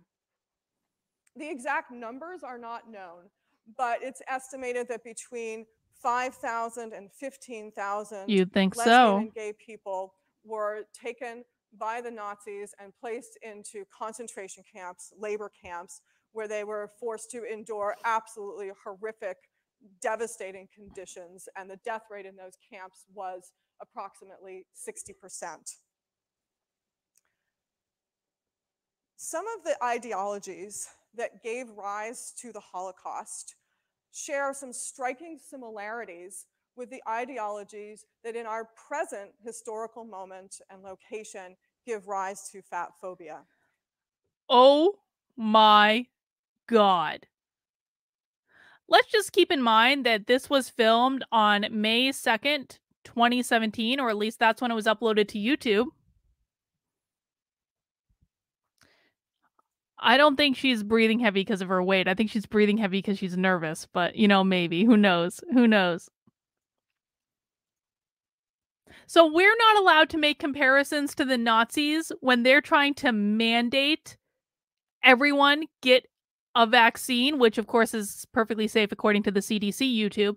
Perfectly safe, refer to CDC for all medical advice. They're trying to make a comparison to the Nazis when they're trying to mandate medical treatment. And we're not allowed to do that, but she's allowed to make a comparison to the Nazis when it comes to fat studies? Okay. That definitely seems fair. I want to point out a few commonalities. The first is the idea that simply by looking at somebody, you can tell whether they are healthy or sick, whether they are able-bodied and minded or disabled. We certainly see this today with fatness. There's a widespread cultural assumption that if you look at a person and you notice that this person is fat, that therefore you can determine that this person has all kinds of medical problems. You know what I think? I'm going to make a gross generalization of his statement. I think that people who become fat activists are just like, they're projecting all of their own insecurities onto everyone else in their orbit. And maybe it was because they didn't feel good enough. Maybe it was because they didn't find any way to build their self-esteem. Maybe it was because they don't have self-worth. Maybe because they couldn't get boys in high school. I don't know what it is, man.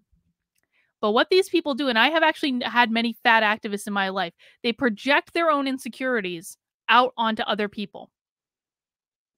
I have never once walked down the street and been like I don't even care about, okay, tell me if this is, like, I'm gonna share my lived experience. If I see a fat person on the street, I frankly don't give 2 moments of attention to what their health problems are. I don't care. Most people are inherently selfish. Most people do not care. So why has a whole school of study popped up around something that, like, most people just don't care about? Because of these people's insecurities. That's what's happened. During the Holocaust and in the years and the centuries leading up to the Holocaust, it was believed and promoted by medical authorities, the belief was promoted that Jewish people were intrinsically disabled, that we were prone to physical and mental illnesses, and that just by looking at us, just by looking at the shape of our bodies, the structure of our faces, our general appearance, you could tell something negative about our physical and mental health, and also about our character.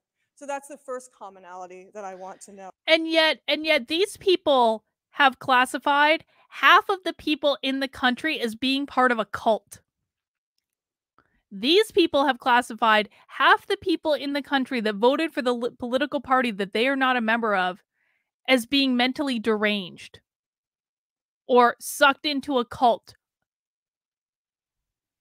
But it's not okay to make assumptions about them, but it's perfectly okay for them to make assumptions about us. The second commonality is the belief that people who are sick or disabled, whether physically or mentally, are a burden on society, and that society would be better off if we did not exist.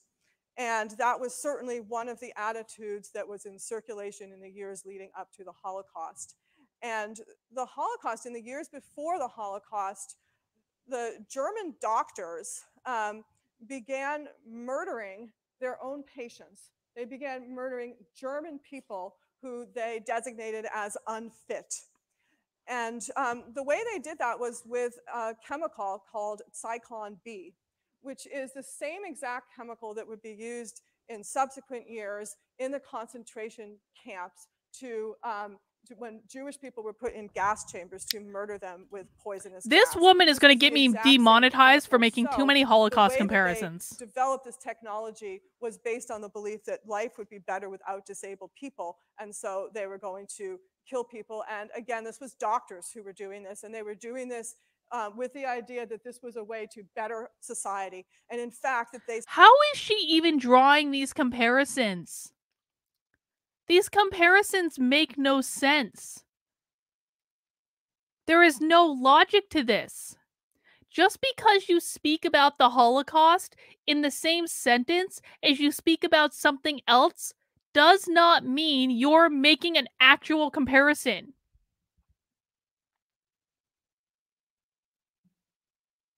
What the hell is wrong with people?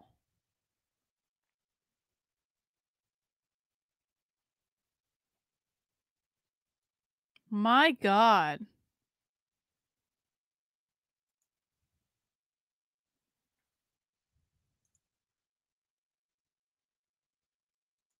There's actually a lot more than that, Devin, but I'm on multiple different platforms, so you're probably on one of the small ones. Said that they were claiming that they were helping these disabled people because they were committing mercy killing, that disabled people were better off dead. So this idea that it would be better if we had a world where there were no sick or disabled people. And where did this idea come from? Obviously, there were many complicated roots to the Holocaust. There's anti-Semitism. There are many, many important factors. One factor was a scientific movement called eugenics. Oh my God. This was a movement that did not originate in Germany. Here we go. It actually originated in Britain and in the United States. This was a movement that said that the goal to having a better society is weeding out defective people. You want to encourage tall, blonde, healthy, able-bodied, muscular people who you call fit. Exactly what they're trying to do now with the unvaccinated, as it turned out. Oh, what a difference 4 years makes. You want to encourage them to... This is why elections matter. This is why conservatives and Republicans need to stop fucking around, because if they don't, these people are going to control the future of our country. To reproduce, and you want to prevent everybody else from reproducing, seeing certain people as intrinsically less worthy than others. And when Hitler came to power, one of the things that he said right away is, Germany is behind. We need to catch up with the United States because they're doing a much better job than we are on eugenics. And one of his first actions was to pass a sterilization law requiring that so-called defective people be sterilized against their will. And he modeled that law after a piece of legislation that was already in effect right here in the state of California. Listen, every single time I talk about how much I think conservatives suck, it's because I need conservatives to be better.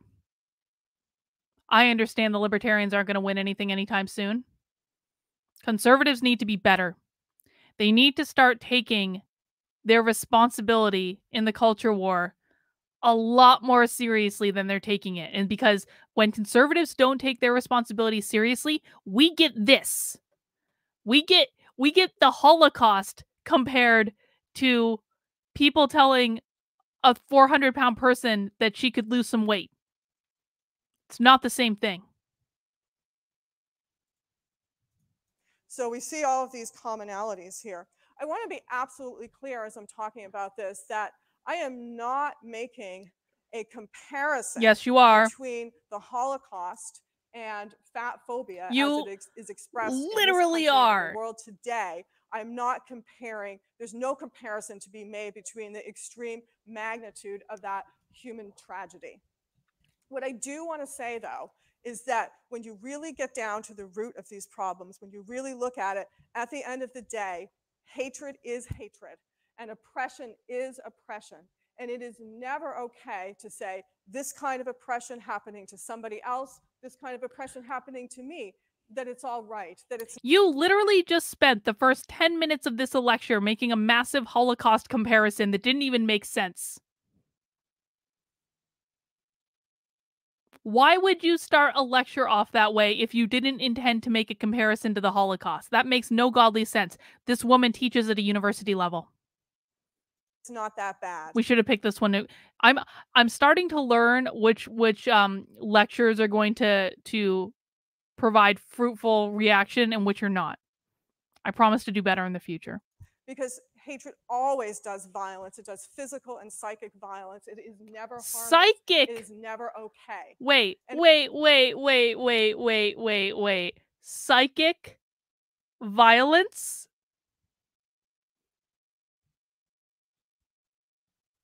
Psychic violence. She just compared someone beating the crap out of you, or worse, with psychic violence. I'm going to have to tell Joshua that there is such a thing as psychic violence. He's going to be like, what the hell are you talking about? And it's also really, really important as we move into this conversation about fat phobia and fat justice and queerness to remember that just because doctors and scientists are the ones on the front line saying, we are doing this for your own good, we are doing this for health, that does not mean that it's not oppression. That does not mean that it's all right. So now I'd like to move into my talk about fat justice and why I think that fat justice is totally queer. In the feminist movement, one of the key insights new bingo square, is psychic violence. that the personal is political. And what that means is that political oppression is not just something that other people out there are doing out there in some world that doesn't touch us, that all of these issues directly impact us every day in our lives.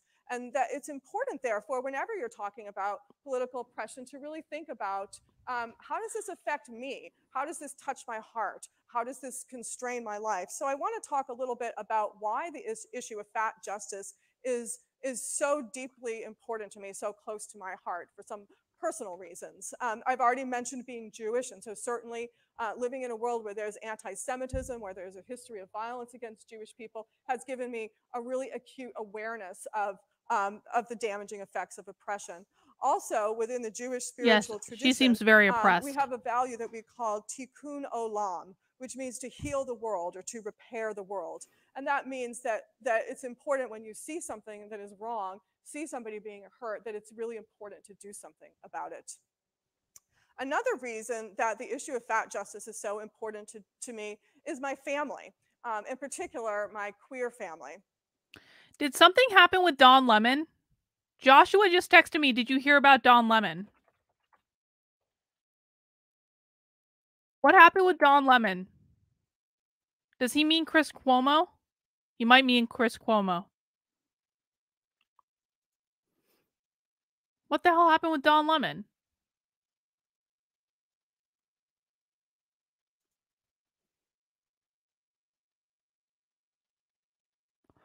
Ooh, Joshua says, did anyone hear about this? So I did hear about the accusations against Chris Cuomo today. Joshua said that allegedly Don Lemon harassed a guy in Provincetown.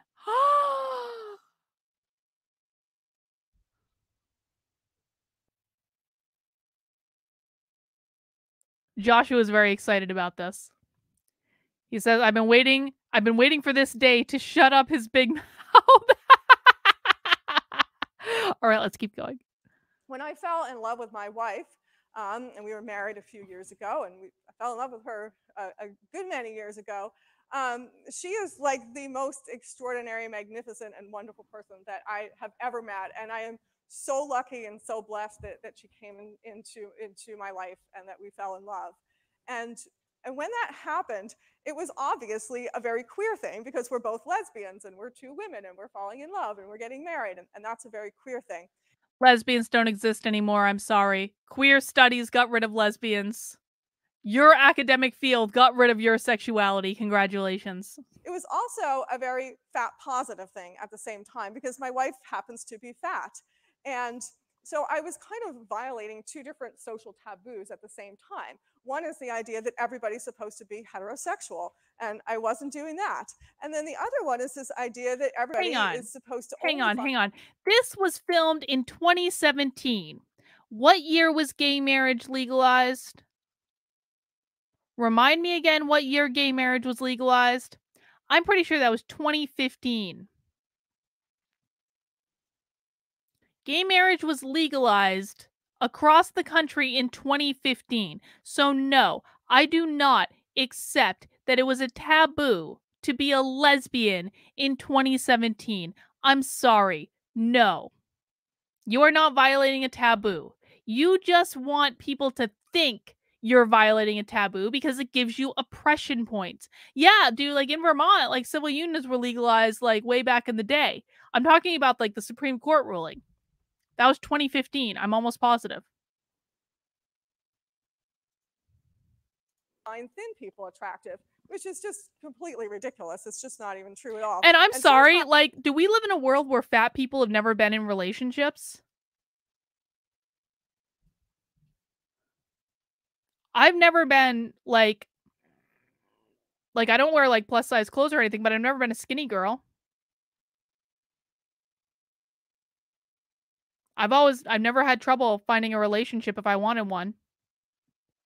Why are we pretending that fat people are never in relationships? That's not a social taboo. Fat people are in relationships all the flipping time.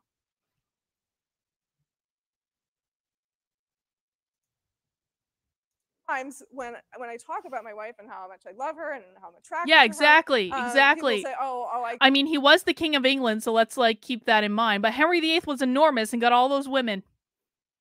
He did execute 2 of them. You know? You can find a relationship if you want a relationship. Your weight doesn't matter. It doesn't. I'm sorry. You might get some no's because, like, not everyone's going to like you, but, like, it's not hard to actually find a relationship if you really want to be in a relationship. Schwan Hammond says, have you seen the 2 Moms animated army yet? Yes, I have. You know, I mean, listen, like, I didn't mind the story that much, but it's like, I don't know, like, that's what they're I don't understand why that's what they're focusing on. Shouldn't an ad for the army focus on being powerful? Not woke? Yeah, chubby chasers are a thing. They've always been a thing. You can find a relationship if you want a relationship. They just want to score victim points. Like, congratulations, you like women and your wife is overweight. Congratulations. You're like a normal fucking person. I get it. You have a fetish. Well, no, I do not have a fetish. That's a totally fat-phobic assumption to think that just because you're attracted to somebody who's fat, you must have a fetish. Or similarly, there's this idea that you have to like teach yourself and learn and work it up. And it's really just like anything else. It's that people have the capacity to have all kinds of different attraction and all kinds of different love. And what we learn from queer studies is let that happen. That's a good thing. don't worry so much about the world that's saying, oh, you're bad if you do that. That's wrong. So no one's definitely saying you're falling in love with bad my for wife is liking a very fat queer person. and also very fat positive. No one I is also saying would like that. to take That's a a moment to lie. speak about my niece. She's my niece by marriage and my wife's niece by family lineage and by blood. And she is a fabulous and extraordinary lesbian, feminist, and fat activist. And she's also a fat woman. And so all of us, the three of us together, Jane and Jennifer and I, are constantly talking about these issues of queer justice and fat justice. And Jennifer actually makes a joke sometimes. She says that, it's kind of like the family business. Like, how Sorry to sometimes hear there might that, be a Elizabeth. family Feel and it's better. like, oh, our family is in the upholstery business, or like our family's in the beer making business.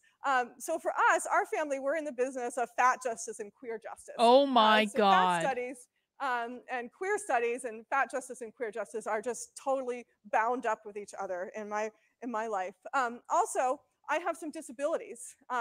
People will look at me and say, but you don't look disabled. And of course, that's because, as you know, not all disabilities are. She is just racking. Remember, this is like 2017, right? So this is like when woke was peaking before it, like, it was kind of mainstream, but like we've escalated since then. But this was like the prime era for like stacking up those fucking intersectionality oppression points.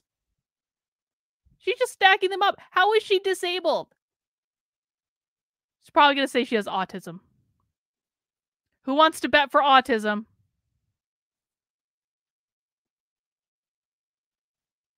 Now we need victim bingo cards. I guess.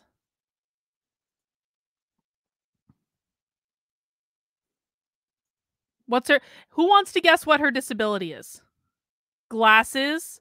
Glasses could be that I'm disabled. I get victim points. Anxiety could be a disability, I suppose. What are the guesses for what her disability are? I don't want to make fun if it's something serious, but like, she does not look disabled. I'm sorry. PTSD, dyslexia, stupidity, dyslexia. Let's see what her disability is. Are visible. And so because my disabilities are invisible, I often get like some real skepticism. Like, is that really real? Are you sure you couldn't get over that? And I'm really struck by how often What is it? the messages and the unsolicited advice that I get is so similar to the advice that fat people get. It's always like, have you tried eating more vegetables? Because I never thought of that, right? How about kale? Kale smoothies, that will cure you. And then it's also about exercise. You really need to do more exercise. You need to do yoga. You need to do spinning. You need to do cardio. And the thing is, as most people with disabilities know, maybe you can do those things, maybe you can't, maybe you like them, maybe you don't. It all depends on your body. But if you have a chronic illness or disability, those things are not making that go away. We already thought of all that stuff. And fat people are getting the same exact thing all the time. Like, oh, yeah. So she's not going to tell us what her disability is. Yeah. IBS, high blood pressure.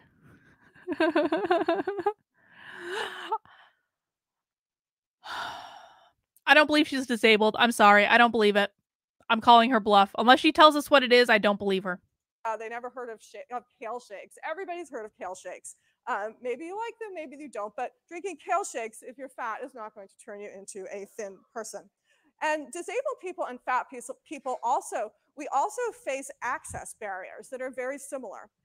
So for me, I'm doing a lot better now, which is why I'm able to be here. But my disability is multiple chemical sensitivity. It's also called environmental illness. So I get multiple chemical sensitivity.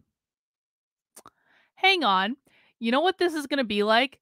You guys remember last week? Let's go back to last week when we discovered racial battle fatigue. This is going to be the same thing as racial battle fatigue. Multiple chemical sensitivity. What does that mean? Multiple chemical oh, it came right up. Multiple chemical sensitivity is a syndrome in which multiple symptoms reportedly occur with low-level chemical exposure. Hang on.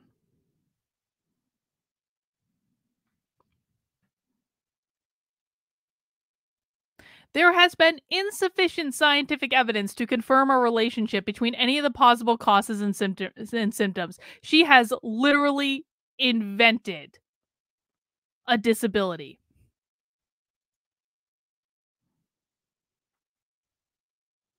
I don't believe this exists.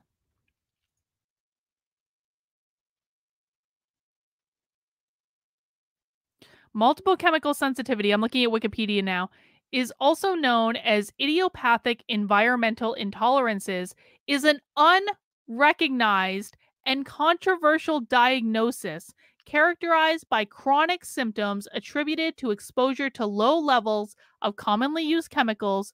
Symptoms are typically vague and nonspecific.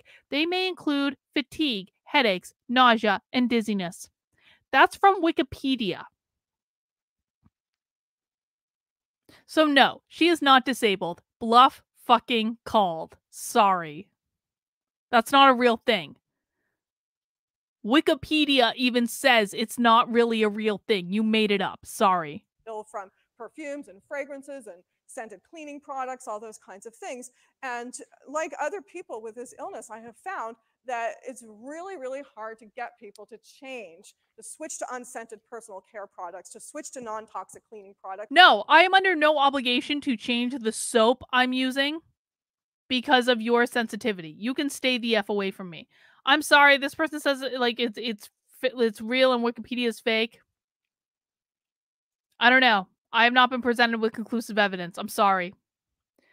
I believe that men want thin women because unless he stayed around, offspring would starve. But being that desperate, isn't that something to strive for?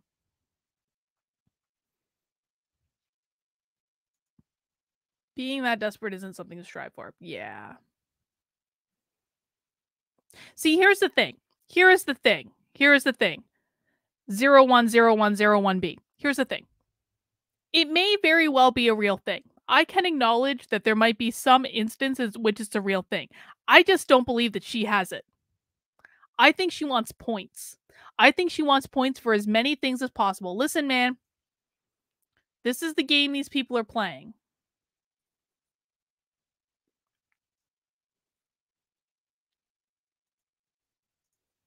Goddamn right. I am an ableist bigot. Yes. I do not believe this is a real thing. This is what these people have pushed me to. I don't believe it. And part of the reason that they don't want to do that is they kind of don't necessarily believe that it's real. They kind of think, you know, if I just tried harder, I could get over this. So why should they have to go to all of this trouble? Yes. And fat people have a very similar dynamic going on. I am under no obligation to change my daily routine to make you more comfortable. Facts don't care about your feelings. I'm sorry. If I want to wear a scent of some sort, I'm going to wear that effing scent. If I want to use a certain type of soap, I'm going to use that certain type of soap. If you don't like it, then we can Zoom.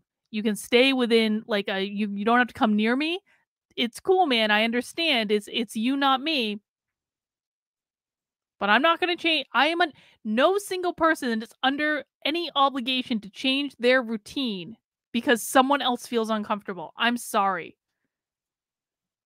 Your alleged disability sucks. I'm sorry. It is what it is. On in their lives in terms of access barriers. One really important access barrier that fat people face, especially people who refer to themselves as super fat, very fat people, are chairs that are just too small. What were the acronyms that we learned in, what were the names that we learned in the fat studies? There was super fat, but then there was another version of fat. Does anyone remember? There was something bigger than super fat. There was super fat and then something above it. I don't remember what it was. Super fat. It's like super straight. They can't fit into. And so one of the really, really terrible instances of this is on airline flights, that fat people are forced to try to squeeze their bodies into tiny seats. No, fat people can buy an extra seat. I'm sorry. Fat people can buy an extra seat. I'm sorry to anyone who's overweight in the chat. I'm sorry. Buy an extra seat. Because you know what? You inconvenience other people when you try to fit into one seat. I'm sorry. I'm just speaking facts, man. I'm not the thinnest person in the world, but I fit into the damn airline seat, so I don't need to buy an extra seat. It is what it is. It sucks. Life is unfair. My father always said, like, life sucks and then you die. Life is unfair. It is unfair that airline seats are not made for 600-pound people. It is unfair. Buy an extra seat. Go on Southwest. Southwest will accommodate you with the middle seat.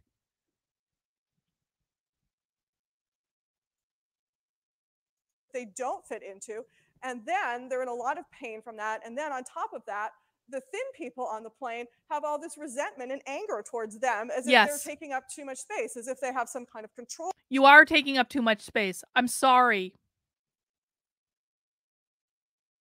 I've sat on many airplanes next to fat people, and it is extremely uncomfortable. I have to sit like this for several hours.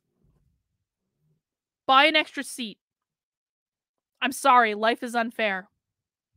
Over this, and it's this similar idea that, but if you just tried harder, you really could change this. Like, I paid for my seat too, man. I paid for a full seat on the flight. I did not pay for half of a seat where I have to sit like this to accommodate a fat person. You're taking up my fucking seat. I have a right to be annoyed. She suffers from natural selection disability. Thank you, Schwan. And then you would be fat and we'd all have room on the airplane, and that's not how it is. There was a list of further reading that was, I think it went up on Moodle for people who are in this class. And I also want to add to that something that you might take a look at. It's on, you can just Google Flying Wall Fat, which is an animated film by a fat activist named Stacey Bias. And it gives you a really, really strong sense of what it's like to be a fat person flying in a fat-phobic and inaccessible society. And there's one last, yeah. Oh, okay.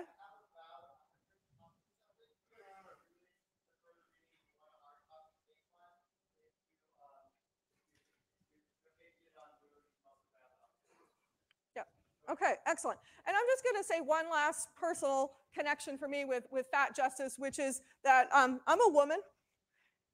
And those of you in the audience who are also women, you may have noticed. I thought you were a fat activist, Justin. Extremely unrealistic expectations for how we're supposed to look and what size we're supposed to be.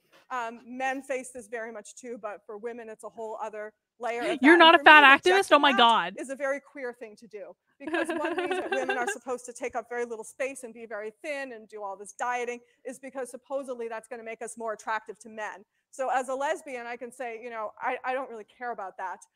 But straight women and bi women and all kinds of women can say that too, because this is a secret, but it's really true. This idea that straight men don't find fat women attractive, this is a myth. There are plenty of straight women who do find fat women attractive. They may not always feel comfortable. Straight men, honey. Straight men. That's actually true. It is true. Patrice says, I'm a factivist. We should make t-shirts that say factivist. Guys, do you remember when I made the person of non-color t-shirt a couple weeks ago on Happy Hour? Teespring took it down.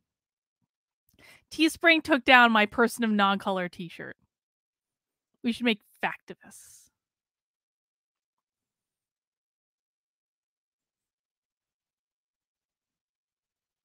See, you're realistic. I struggle to lose weight too, man. I'm in the same boat, but I'm not complaining about like stuff on the internet like this woman.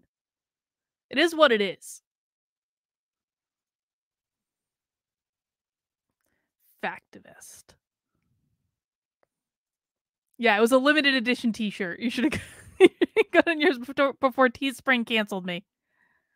Fact studies will never be a college course.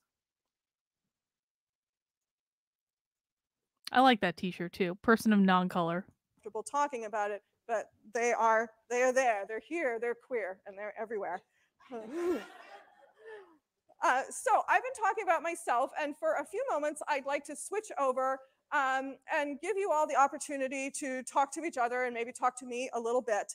So we're going to do a think, pair, share exercise. Oh, God. Which is, I'm going to give you a question in a moment. You'll have a minute to think about it, write down some think, notes pair, for yourself, share. God. And then you'll have a couple of minutes to talk with your partner about what you came up with, and then we'll have time for one or two people to share what you came up with. So listen up, because here is the question. And actually, I'm going to start this with just like a show of hands, because I would just be really interested to see a show of hands on this question. The question is, how many of you have received the message? And you can receive a message directly by people telling you something to your face, or you can receive it from advertisements, from movies. You can receive it in all different places. So directly and indirectly received a message. It could be from family members, it could be from friends, it could be from doctors, television programs, news articles, billboards, what have you. Directly or indirectly receive the message that your body or part of your body is too fat, that it would be better if it could be thinner. And everybody who's raising your hand, I always say this in my class, raise your hand up like a full high hand raise so we can really see. So we have like pretty much almost everybody in the room, and I'm definitely raising my hand because I've definitely received this message. So most of us, not everybody, but most of us. So what you're going to do for 1 minute, and if you are not somebody who's received that message, you can have a variation of this, and I'll tell you that variation in a moment. But you're going to write for a minute about what happened, Basically, how you received yes. that message, and Basically. how you felt when you received the message. So what happened and how you felt. If you are somebody who has never received that message, then I want you to write instead about a time where you received a similar kind of message. Maybe that you were too thin, maybe that you had the wrong color of eyes, or the wrong texture of hair, or the wrong shape of nose, but something. So basically, she's having them do an exercise around like, tell me about a time when your feelings were hurt.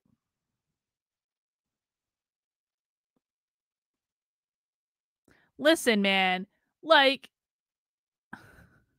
the very best thing that can happen, maybe not the very best thing, one of the moments that will define anyone's character in life is when they have their feelings hurt. Telling people that they have a right to go through life without having their feelings hurt is not going to allow them to build any resiliency for when it happens. About you that just wasn't okay. And if you are the one person Yes. in the world that I have never met who They never do. received any message like that whatsoever about your body, then you're a very privileged person. But what you can write about is a time that you heard, that you saw this happening to somebody else. So we'll take a minute now, take out a sheet of paper, and just write what comes to your mind. Indeed. What happened and how did it make you feel? And Chris, if you could help me keep the time for 1 minute. 1 minute. 1 minute. That either that Never lasts for just a minute. Did everybody hear the question and the assignment? They're working it out.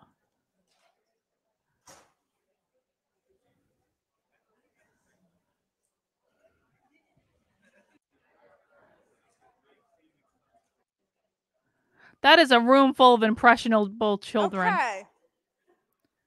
So the next step. Hello. Thank you. The next step is that you're going to find California a partner. State. And if you're sitting in a sort of oddly configured seating arrangement, you could have like a trio so that everybody's included. And it's important that everyone be included. 2 minutes with each person talking for about 1 minute. I was talking to some people over the weekend, and they were telling me that in their school, people are like not allowed to say like, no, I don't want to be friends with you. Children are not allowed to say, no, I don't want to be friends with you, because they want everyone to feel included. My God, we are raising a generation of snowflakes.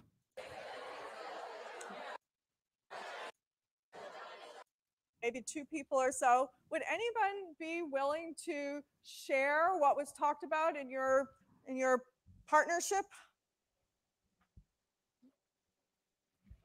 Yes. Yeah. I can't hear what they're saying. Sudden, these same people want to be your friends. So really realize person. Everybody who says something, I'm going to repeat it back just so that everyone can hear and Oh, the good. microphone can pick it up and everything. So this experience of being bullied in high school and because of mistreated, COVID, for being fat or for being a large person, and then when your weight changes and you become smaller, all of a sudden these same people want to be your friends. So really realizing how you're not being valued for yourself. Yeah, yeah. Any other observations that anyone could share? Yeah. Oh, sorry.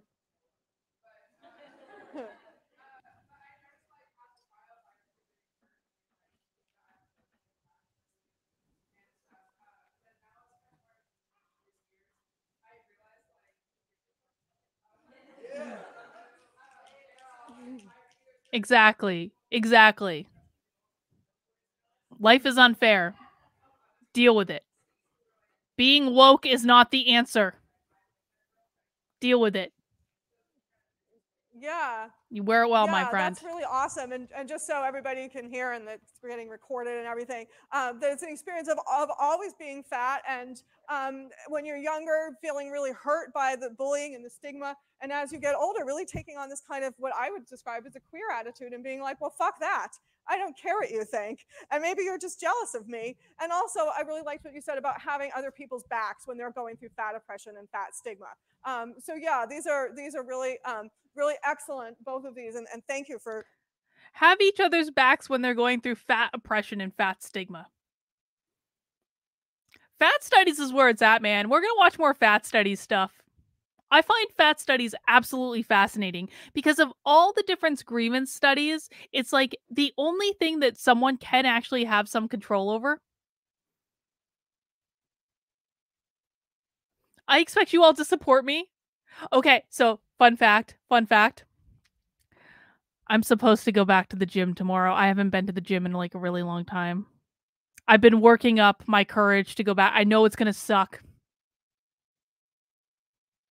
There was a time before COVID, I was going to Orange Theory like every fucking day.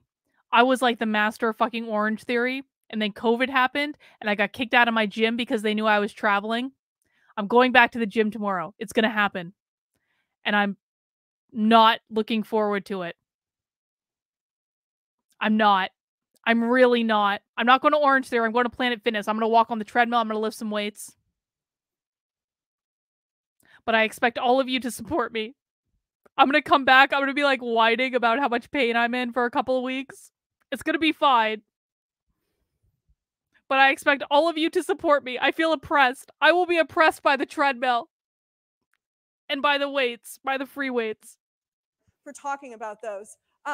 What I kind of think, you know, when I looked around the room and saw all these people with their hands up about this idea that some part of us is too fat or that all of us is too fat, is that fat phobia, and this is really important, it affects everybody.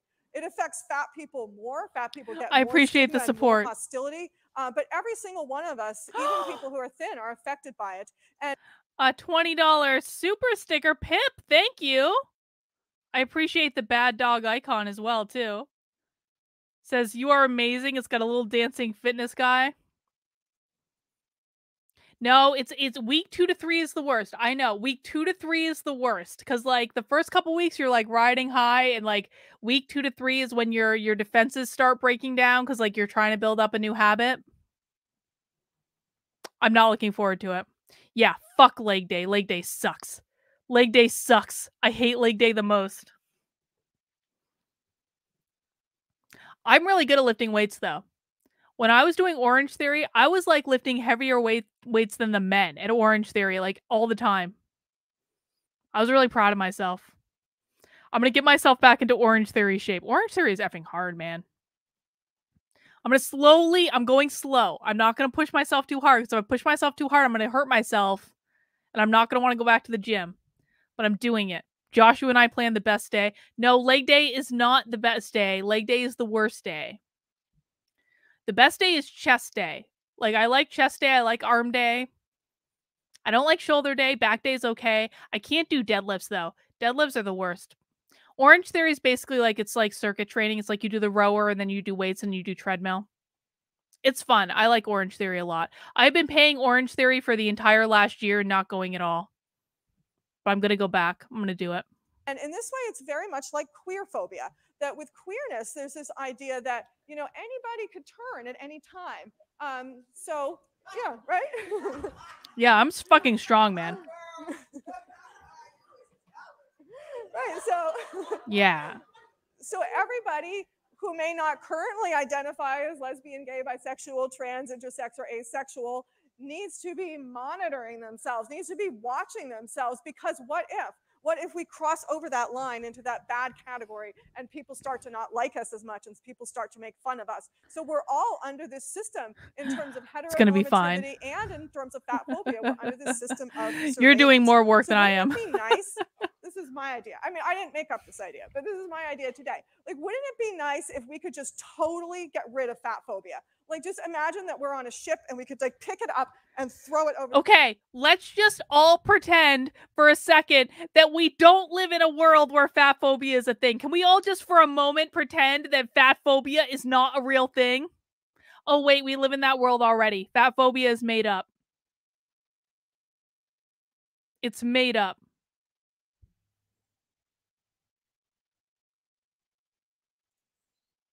For the side of the ship and just say, be gone, we don't need that anymore. I think that would be really an awesome thing to do. And I think that we all can help to make that happen. I do want to say, though, because I know from past experience that when I've said this before, some people get really mad at me. And some people say, oh, no, you cannot do that.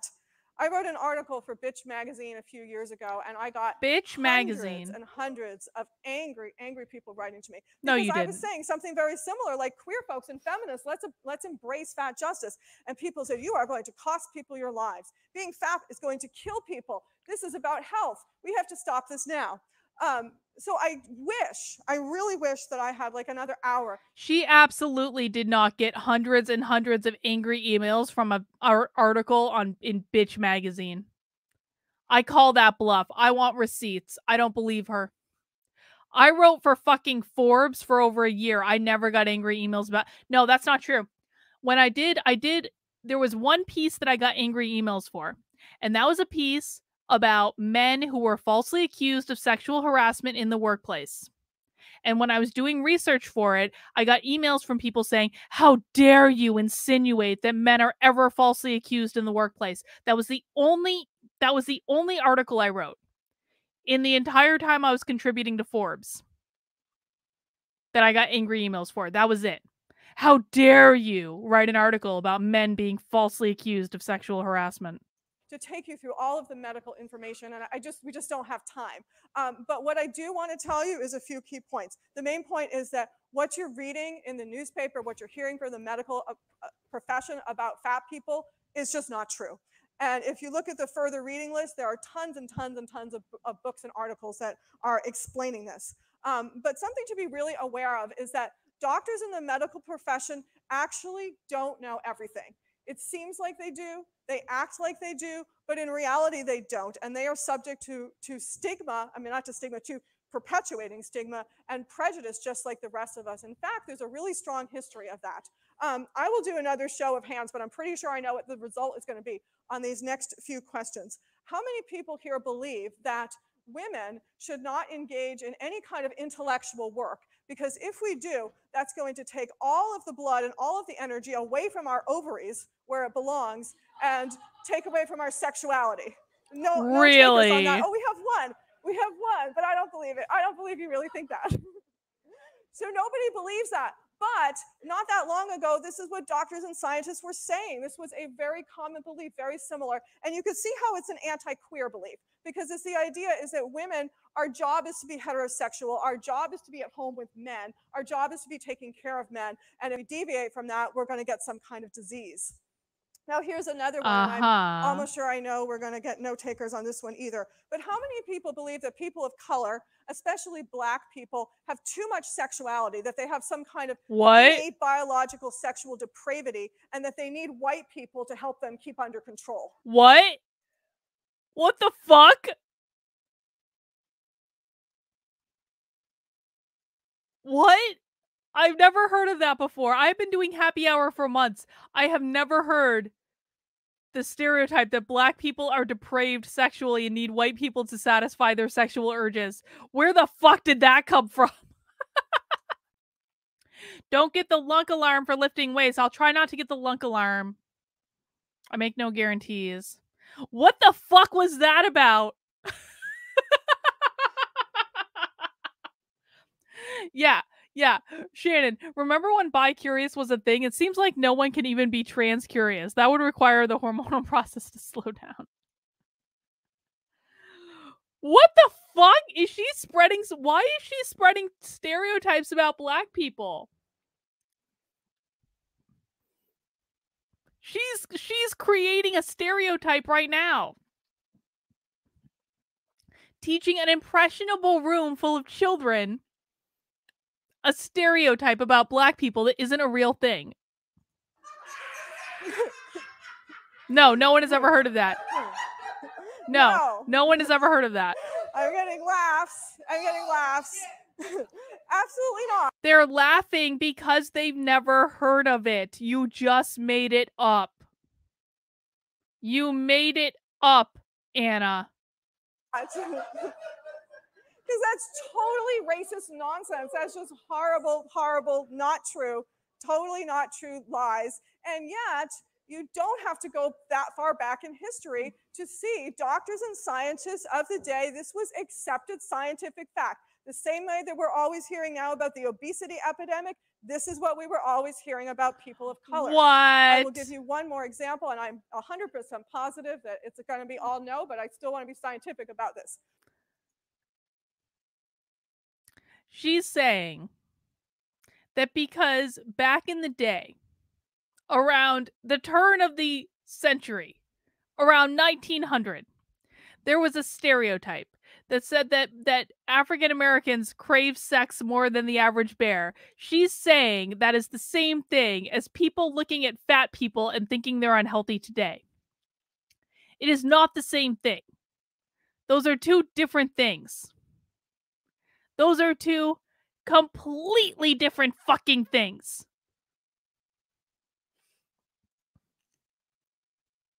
So the question is, how many people believe that homosexuality is a mental illness and that psychiatrists know how to cure it?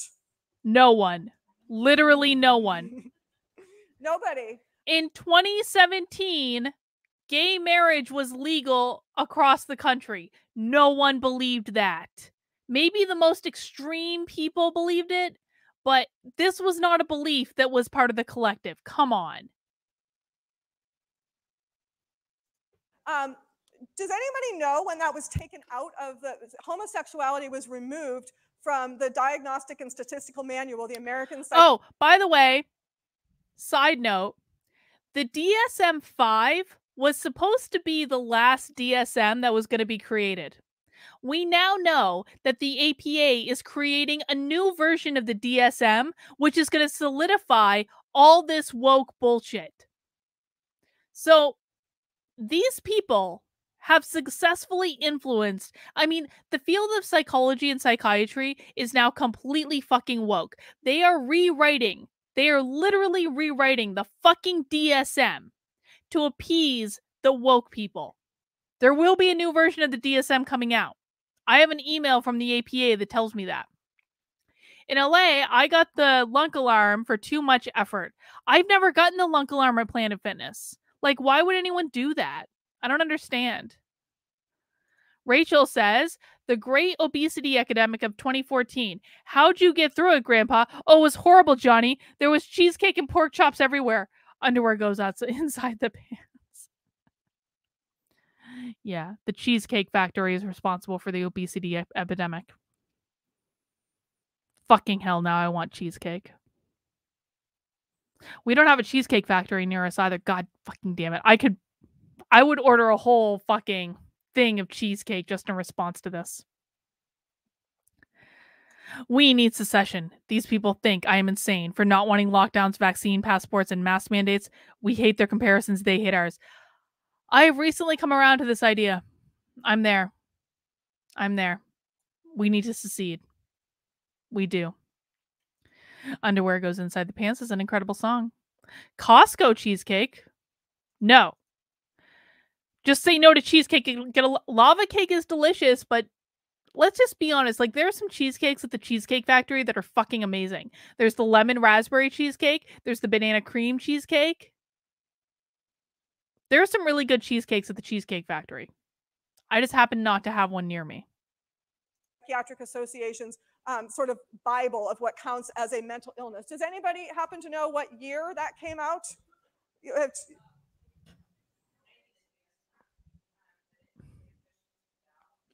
They've updated the DSM since she gave this lecture.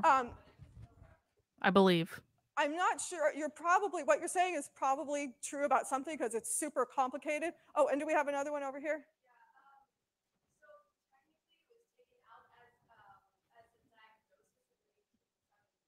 Mm-hmm.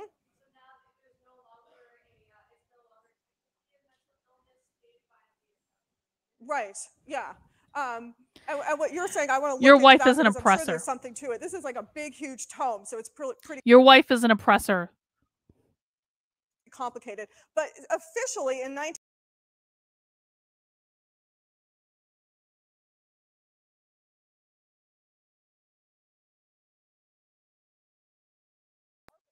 Fuck. I accidentally exited the studio. Sorry. That was an accident. Sorry. That was an accident. My bad. I accidentally hit leave studio. I went to go back to shit. Sorry. I'm back.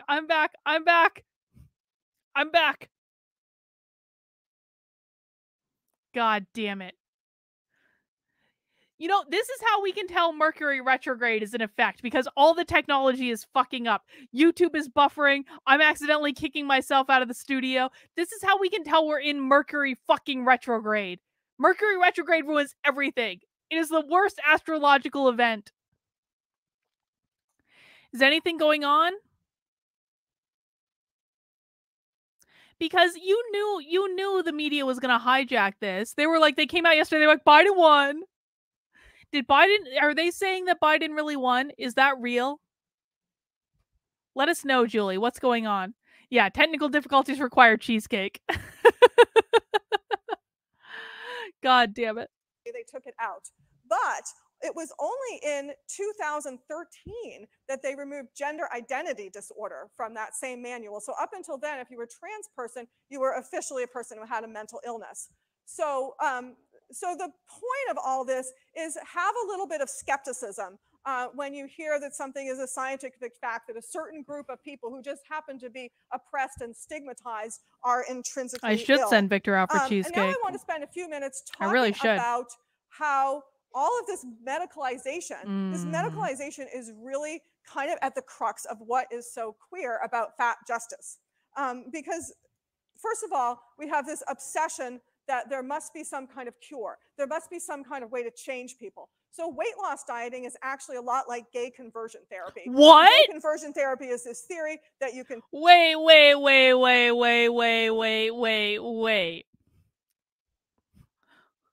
Shut the front door.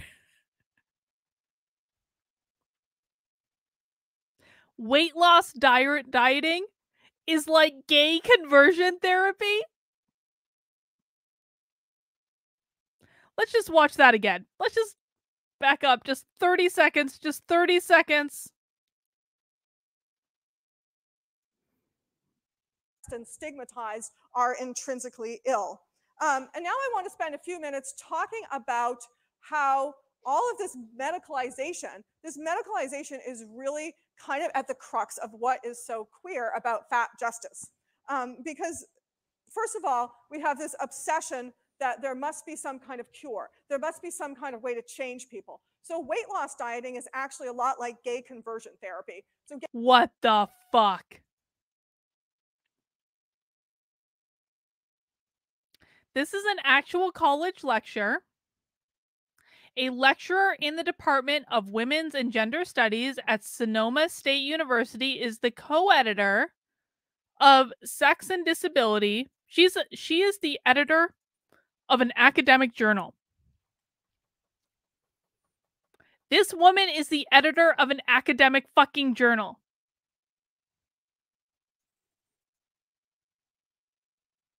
Or maybe that's like a book or something. I don't fucking know. Her articles on disability, fatness, race, gender, queerness have appeared in Bitch Magazine, Huffington Post, Everyday Feminism, Autostraddle. Wow. Gay conversion therapy is this theory that you can take us, you can bring us to psychiatrists, and then they can straighten us out and make us heterosexual. Pray the fat away. That does not work. Cannot be done. Also, fortunately, because we value human diversity and bodily diversity, you can't make a fat person, a person whose body is inclined to be fat, cannot become permanently thin. Yes, you see people. A person whose body, we can't say fat person anymore. We have to say a person whose body is inclined to be fat. Just like we can't say woman anymore, we have to say birthing person. A person whose body is inclined to be fat. I fucking can't with these people. I can't. People go on The Biggest Loser and they lose a lot of weight. 95 to 99% of that time, all of that weight is going to come back. And in fact, there's going to be more weight that comes back because you're fighting against the natural way that your body wants to be. We say, oh, your pounds are going on vacation. They're going to come back with friends. So,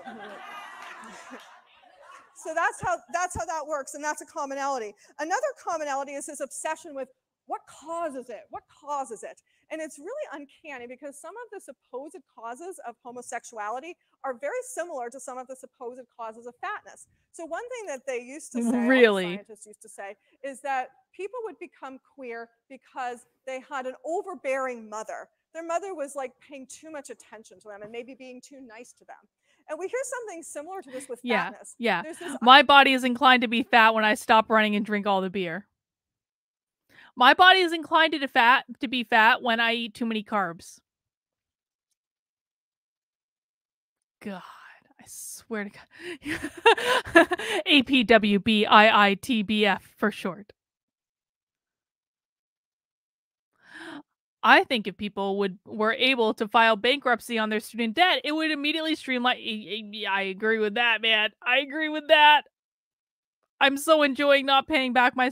I am really hoping. I'm sorry. I'm just gonna say it. I'm really hoping that Biden and the Democrats do something crazy with student loans. Can we just get rid of all my student loans, please? I would not be upset.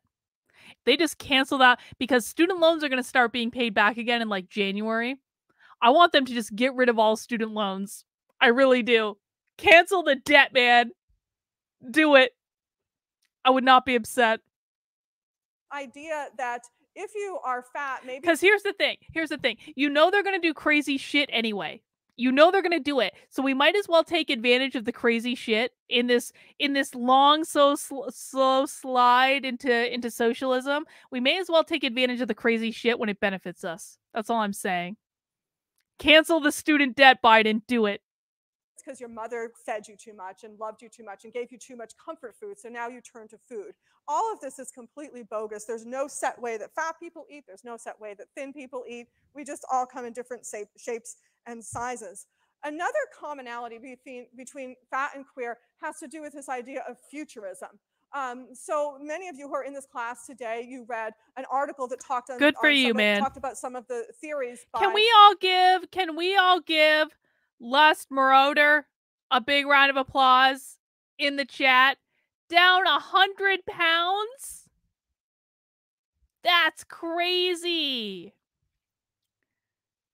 That's crazy. Congratulations to you. That's awesome. That's really good. Lee Edelman, a queer antisocial theorist, and he had this idea of what he calls reproductive futurism. And that's this idea, basically reproductive futurism is kind of like a story that some heterosexual people tell themselves in order to feel like they are better than some queer people. And the story goes like this. It says, well, here's the thing. Our sexuality is really noble. Our sexuality is really pure because it is all about procreation. Ultimately, we are about creating new life. Maybe sometimes there might be some circumstances where might have sex and we're not exactly trying to have a baby at that exact moment. But even so, our sexuality is better than yours because we can make babies, and so we're thinking about the future. What and so the that's fuck? what Edelman calls reproductive futurism. In my work as a disability scholar, Does anyone actually think about that when they're having sex? That your sex is better than other people because you're trying to have a baby? That's insane. My God. You can do it, Blue Dragon. We believe in you. You got this. coined a term that can sort of pair with that term, and that term is rehabilitative futurism. This idea that disabled people and also fat people and anybody whose body is outside of the norm, that we're always supposed to be looking towards this future time when we can be made more normal. So that's what One would rehabilitative think. futurism is, and you can really see that at work with fatness. Because here's the story that some fat-phobic thin people tell themselves in order to feel superior to fat people. They say, my eating is all about the future. My eating is all about future health. I'm fighting the obesity epidemic. I'm thinking about living to be 95 years old, and that's why I choose kale, and that's why I choose salads. But fat people, they're just like caught up in their bodily need. They're just going, putting things in their mouth, just eating out of pleasure. I'm going to tell you, after this live stream, when I go downstairs to hang out with Victor and we watch a movie and we order some food, I'm going to be thinking about my bodily needs. I'm going to eat whatever the fuck I want. And I'm not going to go do a lecture about fat studies afterwards.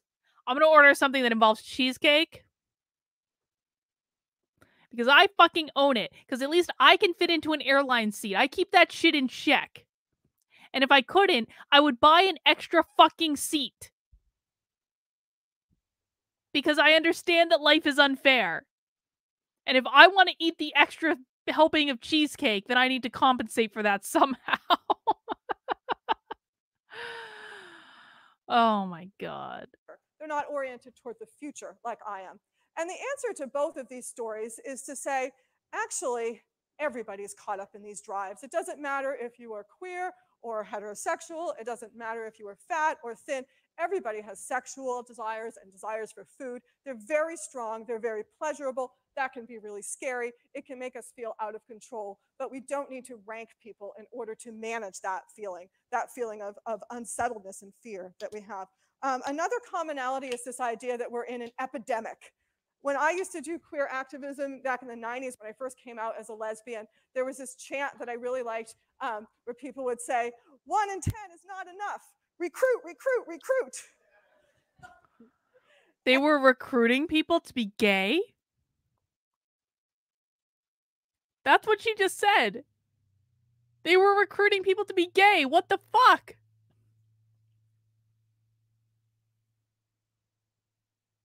And it was just silly because we're not trying to recruit anyone, but that's what everybody was so afraid of, that we have this epidemic that we're spreading. Also, this idea that we are spreading something to children. Save our children was a big slogan in the anti-queer movement, that children were harmed. I'm going to be honest. I'm going to be honest. This might not be a popular opinion. I would totally get the J&J if the government paid off my loans. 100%. I'm already thinking about getting it anyway because I want to go to England. If the government paid off my loans, I would absolutely do it. 100%. Nick H says, buy an extra seat. Almost pissed myself laughing. If you want to eat the extra slice of cheesecake, you buy an extra fucking seat. God damn it. Yes, I would do it. I would do it. I would get the J&J if you paid off my student loans. I would do it.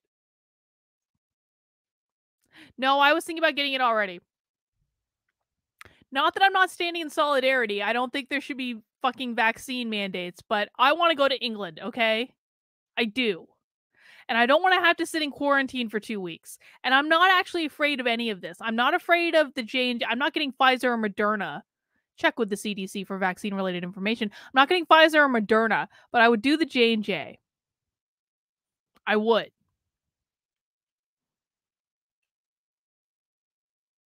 I don't want to sit in quarantine for 2 weeks if I go to England.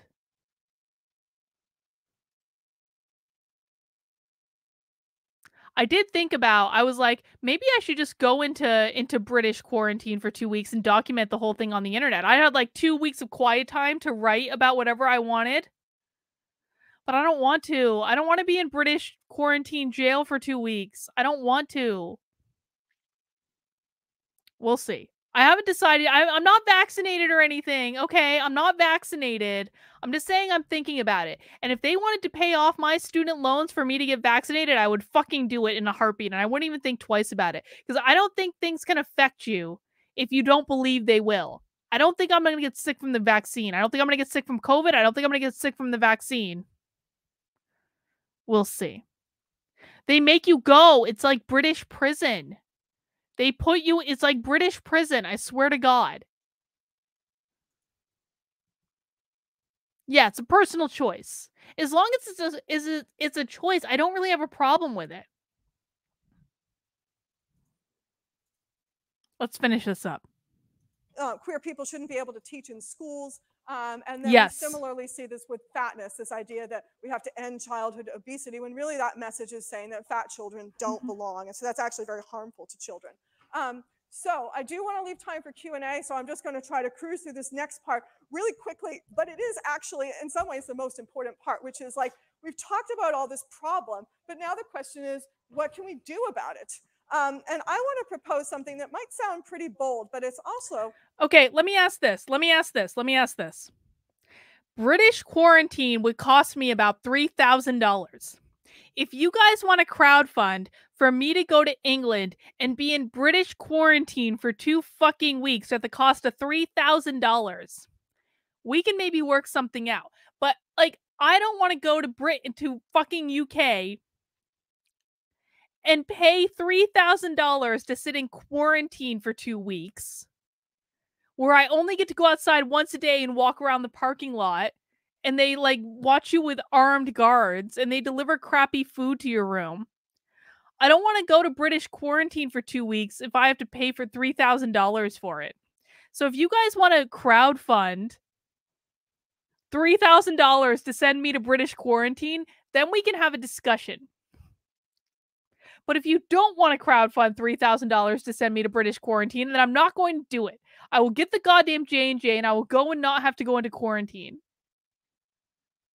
No, Joshua and I are thinking about an impromptu trip to Britain in November over Thanksgiving. It's not 100% yet, but I would have to get the vax before then. We'll see. It's still up in the air. Joshua psychicked this and he was like, we're not going to be able to decide until right before. And I was like, God damn it. It's not coercion. I'm making the choice. I'm making the choice not to spend $3,000 to go into British quarantine. It is a choice. Like, I'm making a choice. Pretty fun, I think, which is that everybody in this room can become a fat activist.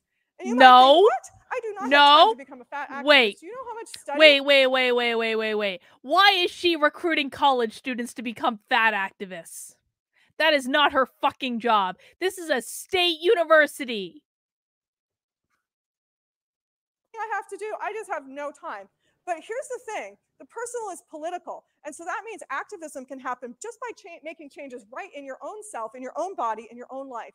So there's so much that you can do there, and all of it is really fun and really enjoyable. The first thing is stop dieting. If there's a food you're afraid to eat because you're afraid it's going to make you fat or make you fatter, forget about that. That's just nonsense. Just eat. Stop talking about diets. Stop putting down fat people. Don't laugh at fat jokes. Say, give compliments to fat people. Don't compliment thin people for being thin. If you want to compliment a thin person, say, oh, I like your hair, I like your sweater, I like your glasses, but don't make it seem like thin is some kind of virtue and some kind of great thing.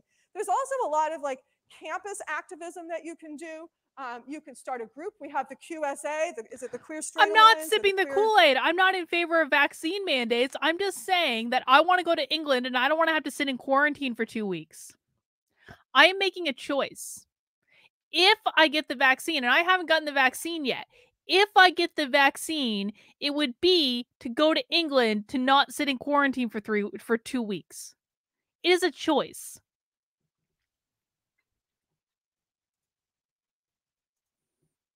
Yeah. So you can do something like that with fat. You could team up with the QSA and say, let's do a fat queer event. You can also teach yourself to look at fat people differently. We have been socialized to believe that fat equals unattractive, but that's just completely untrue. And you can start right now, you can, as you walk out of this room today, you can start looking at fat people differently and seeing what is beautiful and what is sexy. And by doing that, you've right there probably doubled the number of people that you can be attracted to. And maybe one of those people is the person of your dreams and you would have missed out on them.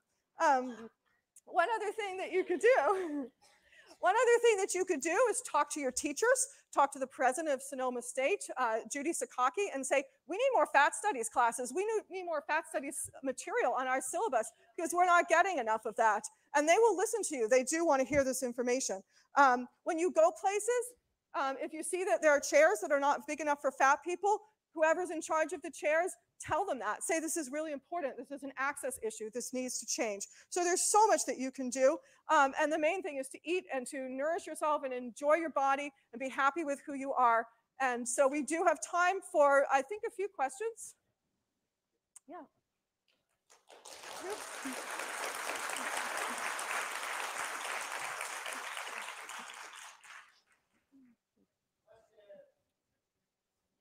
Yes, question. I love it. Great question. And I will be repeating the questions back. That question was, who the hell do we talk to about these chairs? So let's find out the answer to that. Let's talk about that. Great. I love it. Okay, what other questions?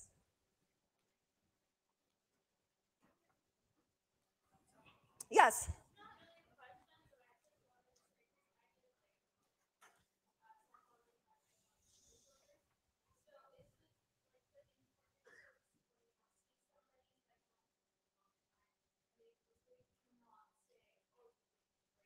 Oh, that is so. So the question is, as I heard it, if you see someone that you haven't seen in a long time and they've lost weight, can you like say something about it? I think that's what I heard. Important. So this observation was really important in terms of especially thinking about eating disorders. And by the way, you do not have to be thin to have an eating disorder. Plenty of fat people have anorexia and bulimia as well. So when you see a person and they've lost a lot of weight, do not go up to them and say, oh, you look so great, you've lost a lot of weight, because what you're doing is reinforcing that eating disorder and that internalized depression. Why are you assuming someone has an eating disorder just because they've lost weight? Why is she assuming that people have an eating disorder just because they've lost weight? You don't have to have an eating disorder to lose weight, for fuck's sake.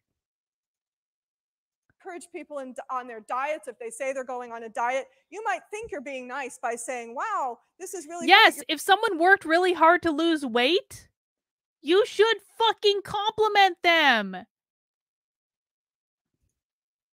You're losing a lot of weight, but 95 to 99% of the time that weight is going to come back. So what you're really doing is giving a put down to that future person who's going to be. What she just said is what you're doing when you're complimenting someone on their weight loss is you're giving them a put down in the future, because she's making the assumption that they're going to gain the weight back, and you're giving them a future put down if you compliment them on their present day weight loss. Wow. Fat again. So again, compliment people for things that are not about weight, because weight is really not that important. Yeah, I think we have time for another few questions. You can say anything in the world that you want. What? Yeah, say your hair looks good. So the question was, what do you say if you don't want to comment on people's weight? So what if that person has a bad haircut in the future? You just said that their weight looks good. What if that person gets a bad haircut in the future? My God. This actually opens up a lot of possibilities, because you can compliment people for anything in the world. Just don't compliment them for being thin, because that's like complimenting somebody for being straight. It's like, who cares, right? No, it's not like complimenting someone for being straight. You can't control being straight. You can't control being gay. You can control your weight. If you get like, oh my God, receiving compliments when you lose weight is an amazing feeling. It is an amazing feeling because it takes a lot of work to lose weight. And people don't always realize how much, like, listen, man, my weight goes up and down. It does. It's up right now, but it goes up and down, right? Like, I feel fucking great when someone says, oh, Carlin, you look great. You lost weight. Thanks. I worked really fucking hard on it. This woman is teaching people to deny other people compliments. That's awful. Do not ever listen to people who tell you not to give other people compliments. It's bullshit. Yes. I saw a question. Was that a question or yeah? Yeah. Oh, that is a really, yeah, I'm just going to like join with giving you a hand on that one. So this question was, how do you talk to families about being less fat phobic? And I wish that I could say like, okay, here I have the magic answer. But what I would say is to really have a sense of alliance with other people, with fat people and queer people and other people that people who are fat or queer are in a sort of unusual situation in regard to our families, because our families may not be fat and they may not be queer. And so we can actually end up feeling like outsiders within our own family. So my recommendation is always to speak from your heart, to talk about how things make you feel rather than like saying you shouldn't say this, you're bad, but you absolutely get to say, this is what I need you to do. This is how I need you to talk to me. I know some fat people who have absolutely drawn a line in the sand with family members and have said, I will not discuss my weight with you. If you discuss my weight, I'm walking out of the room. I will not talk to you again if you discuss my weight. So there are many different approaches, and it is a really hard. Foos Monkey says, I did the 17-day diet and was at 235, dropped to 205 and kept it off. That was 3 years ago. Congratulations to Foos Monkey in the chat. Good work, buddy. Hard and challenging thing, and thank you for asking that question. Thank you.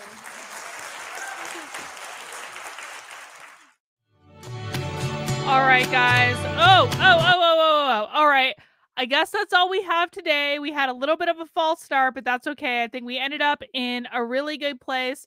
But remember, guys, that if you enjoyed this particular happy hour, please make sure you check out my locals community. The URL to join is in the ticker below, kb.locals.com. You can also head over to kb.locals.com/support to become a supporter in my community for $5 a month or $50 a year. That's going to get you 2 Zoom calls every week with the community. It's going to get you book club. It's going to get debate club. It's going to get you into my community Discord. It's going to get you the craftin' bitch. It's going to get you all sorts of things. Locals is awesome. Please join me in Locals.